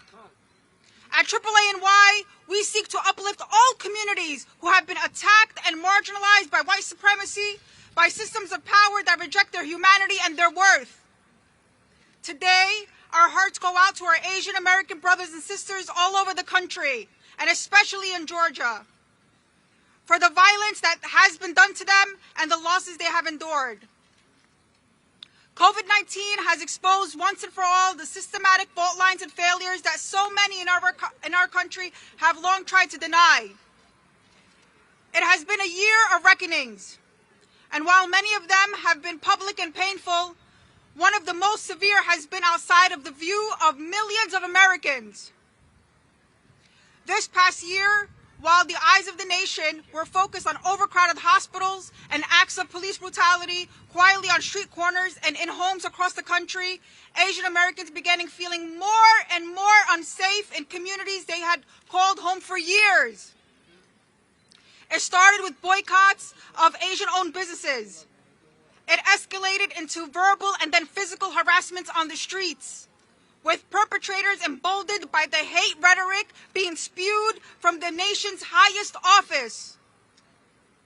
And on Tuesday in Atlanta, the year-long cycle of public hate for Asian Americans reached its inevitable next step with the deaths of 6 innocent Asian American women. While the investigators point to the shooter's sexual attitudes as a primary motive for the attack, we know that white supremacy, misogyny, and anti-Asian ideology cannot be disentangled from each other. Not with 8 dead. Not with an entire community devastated.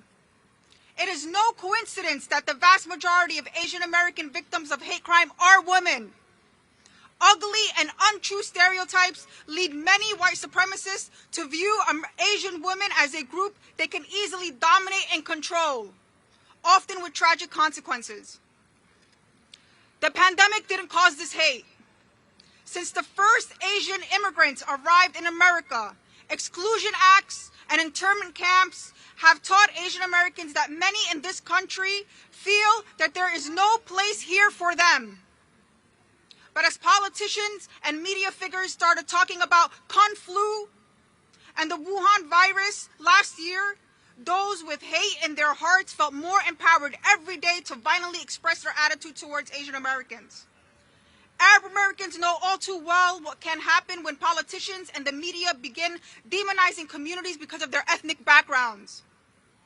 And we know that the only way to fight back against it is to stand together in the face of this hate. Whether in Atlanta, El Paso, or New York, white supremacists will try to destroy and divide us, just like they always have in America. We cannot let them. We must stand in solidarity together with all of our brothers and sisters who fall victim to hatred. And today, we stand with the AAPI community all across this country, and especially in Georgia. Our Asian American brothers and sisters, we love you and we are here for you. Thank you.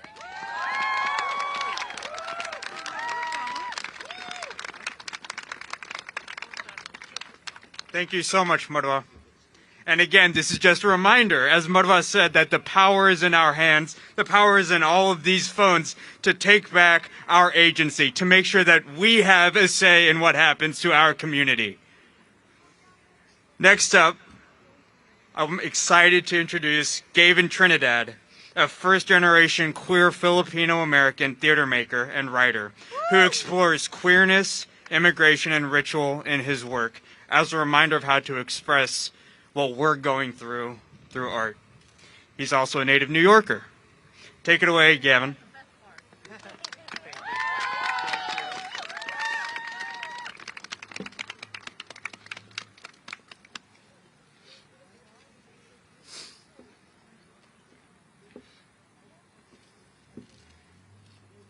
Before I start, I ask that we just take a breath together for a moment. Breathe and breathe out. In Filipino tradition, there is a leader in the community, in the indigenous community, called babaylans.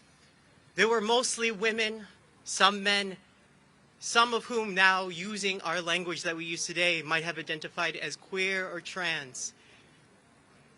And they were special people through whom they could open the doors to the spirit world to ask their ancestors for guidance and healing. So tonight, please humbly accept from a queer brown Filipino an offering.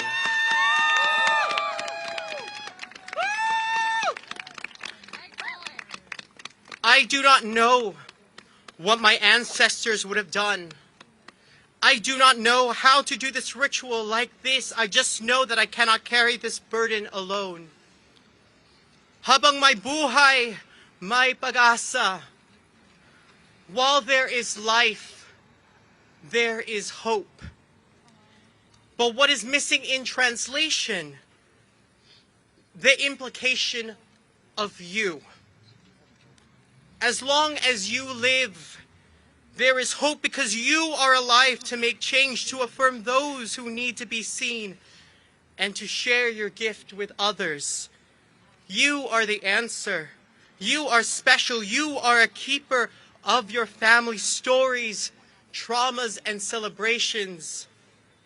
So, this is an offering, a token of love and healing, a reminder that you are human, a reminder that there are terrible things in this world, but you can be hope. Just remember, practice self-love. Remember to grow. Hold yourself accountable. Be ready to be wrong. Be ready to do what's right. Now I ask all of you to look at each other. Look at the people here holding candles. Your chosen family.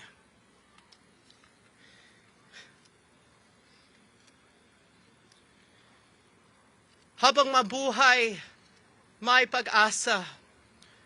What is missing in the translation is the implication of us.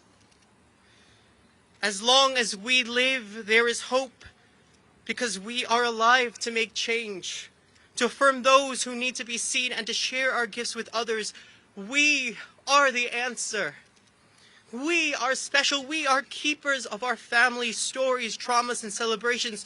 So, once again, this is an offering, a token of love and healing, a reminder that we are human, a reminder that there are terrible things in this world, but we can be hope. And once again, I will say, just a reminder, practice self-love, remember to grow, let us hold ourselves accountable, be ready to be wrong, be ready to do what's right, and as in Babaylan tradition, keep sacred the gift of connecting with others as we are doing now. Reach out to loved ones, cherish our elders, help those who are young to grow,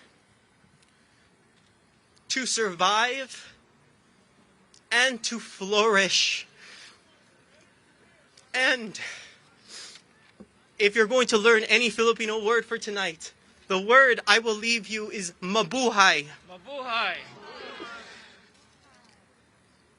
That is a Filipino hello, but that is not the real meaning of the word. When I say mabuhay, it tells someone to live their life. So to us, I say mabuhay, mabuhay, mabuhay. Thank you.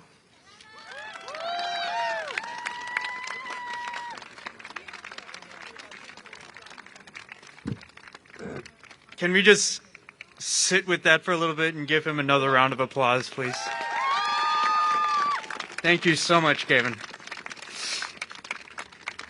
And as if to encapsulate this entire night, just the sheer emotion of that, this has been truly a difficult year for our community. And I'm not just talking about the 3 months in 2021, but all the way to the beginning of the pandemic last year. And this vigil was meant to help us grieve and process our experiences together. So right now we invite those of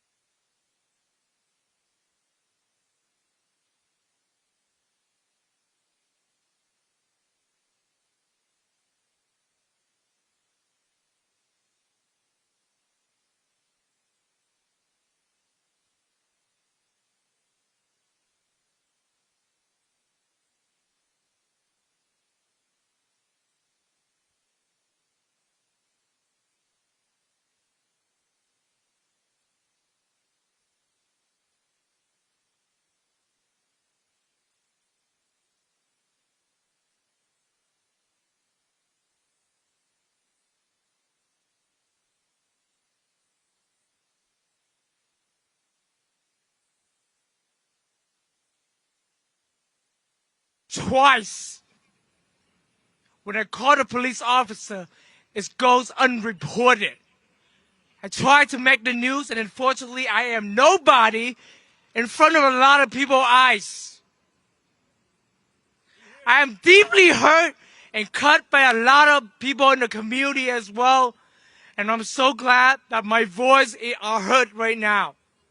And you will continue to hear my voice in City Council 2021 Winton Tran. Thank you.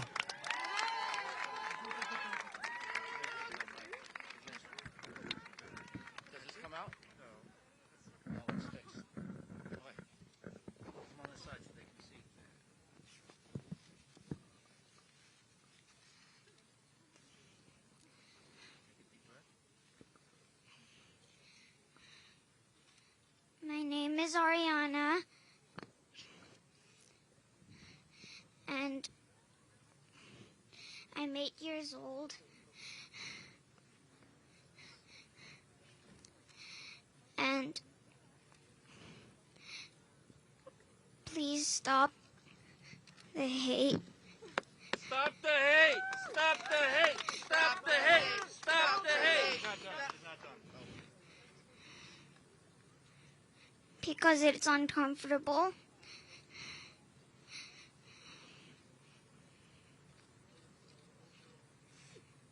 And it's rude.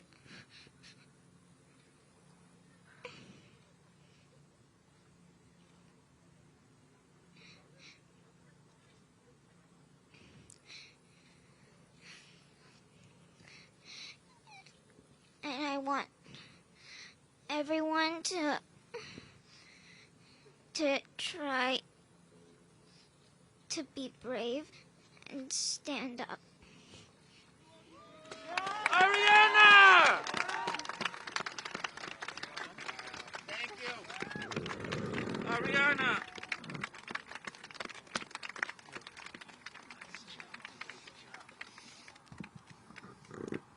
Good evening, everyone. My name is Tahani Abushi. I'm a civil rights lawyer. And for over a decade, I have fought against discrimination, racism, excessive force. And you know what the biggest problem is? Is the fact that the powers that be refuse to acknowledge these problems for what they are. White supremacy. If that shooter was a black man, a Latino, a Muslim, what would that press conference have been like? Would we have heard how they were having bad days? How they were just struggling with things?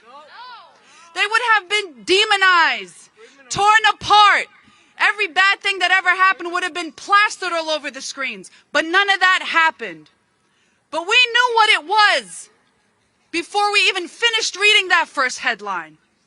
And instead of the truth, they tried to convince us that it was something else. Just like with George Floyd, we all watched that video, and in response, they tried to convince us something else was going on.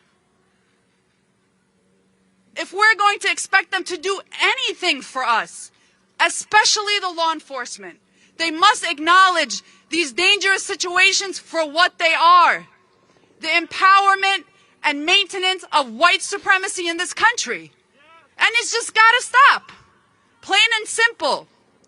If we're going to expect our safety, if we're going to expect stability, it's not going to happen without the truth. It's not going to happen without facing the problem. And so let's force that. Let's force them to face what's actually going down. And then we, the community, will do something about it. Thank you so much for allowing me to be in this space with you tonight.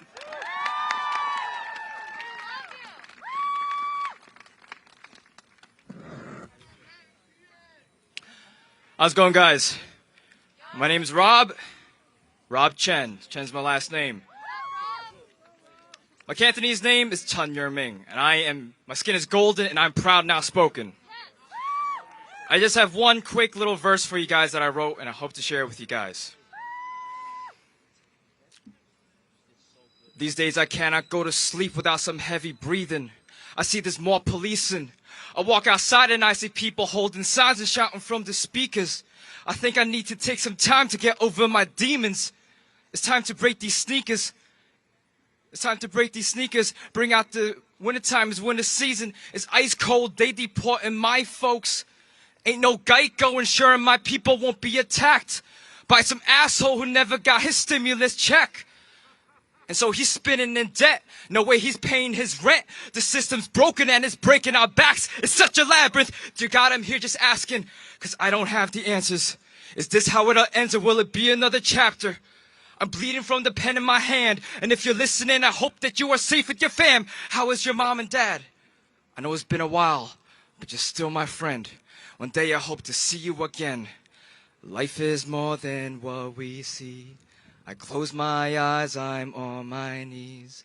I pray for you and everyone, so please stay strong and carry on. I make a vow for you and I'll be right there if you gon' cry. I know it's hard, but life goes on, so please stay strong and carry on. I love you guys. Thank you.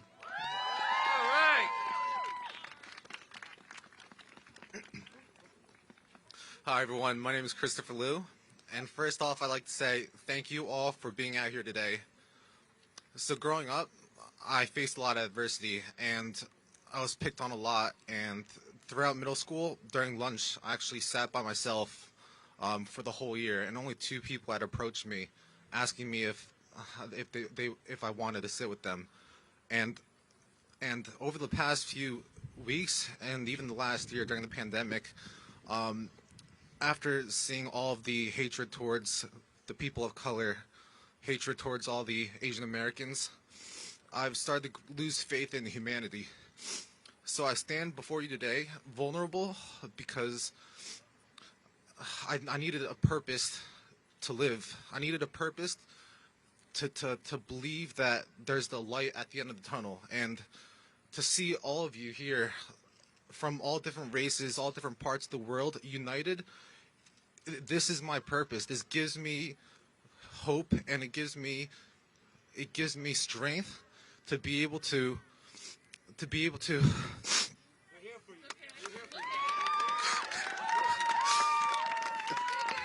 fight through this, because the hate stops now. The hate stops now. I'm scared for my family. I'm scared for my friends' families. I'm scared for my future kids. I got off school buses when I was growing up, crying because of the things that people said to me. And I stand before you today because I will not let this happen anymore. I do not want to hear my future children being ridiculed for how they look. We are all, like everyone else said, we are all part of the human race. And just please don't give up. Thank you all for being out here. Thank you guys so much. Thank you. Thank you.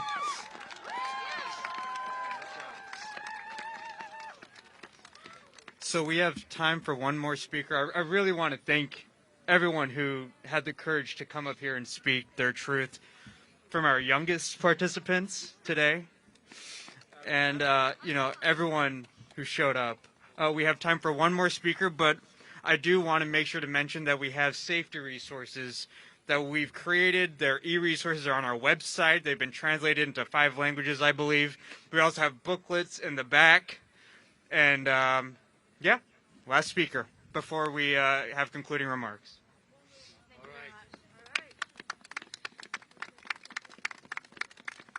Hi, my name is Narina. I'm 13 years old and I go to Hoboken Charter School. I'm in the 8th grade. All right, Narina. I identify as a South Asian woman. I am Indian. I am 2nd generation Indian. My grandparents immigrated here for a better life. And it's so hard to believe that I'm standing here in front of you, having to fight for a better life for my children, my grandchildren, and everybody who comes after me. When I look at this crowd, I don't see race. Excuse me. I do see race because that is who we are. It is part of our personalities. It's who we are. I am South Asian. It shapes every fiber of my being. But also, when I look out in this crowd, I see America. I see the true spirit of what America was meant to be. And it is true. The system wasn't built for us. It wasn't built for people of color. When we stand alone, when we stand apart, we are the minority. But when we stand together, we are the majority. We outnumber those who are going to stand against us. We outnumber white supremacists. So I fight for everybody in this crowd, everybody who feels discriminated against, everybody who feels like they face some sort of adversity in their life. Because nobody deserves to feel that way. Nobody deserves to be treated like Asian Americans are being treated right now, like African Americans are being treated right now. Our past was dark. Our present is dark. But I have to believe that our future will be brighter. Thank you. Thank you. All right, Norina.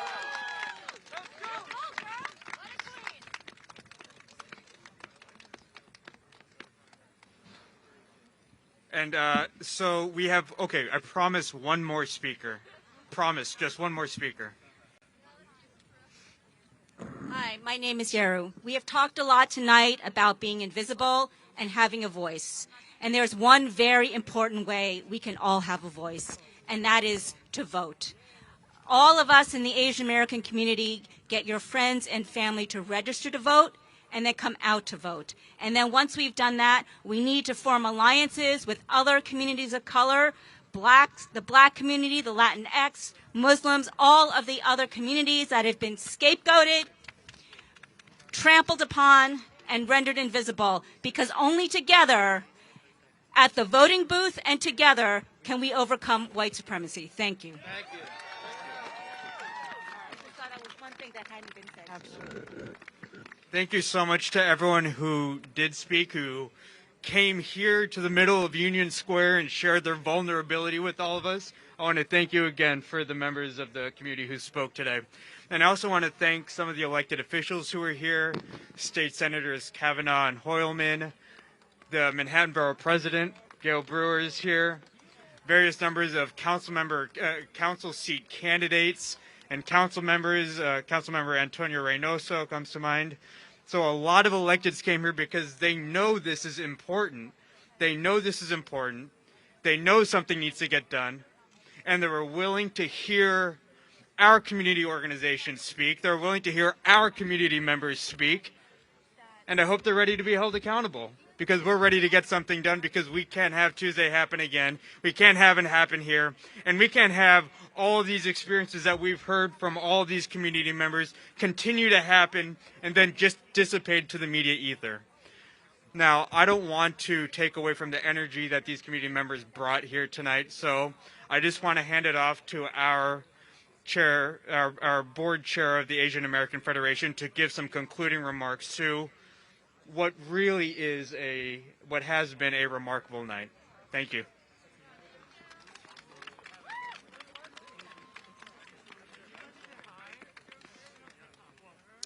Good evening. Thank you all for hanging in there this cold evening. It's sad that we had to come together yet again, but I'm Marjorie Schuh, board chair of the Asian American Federation.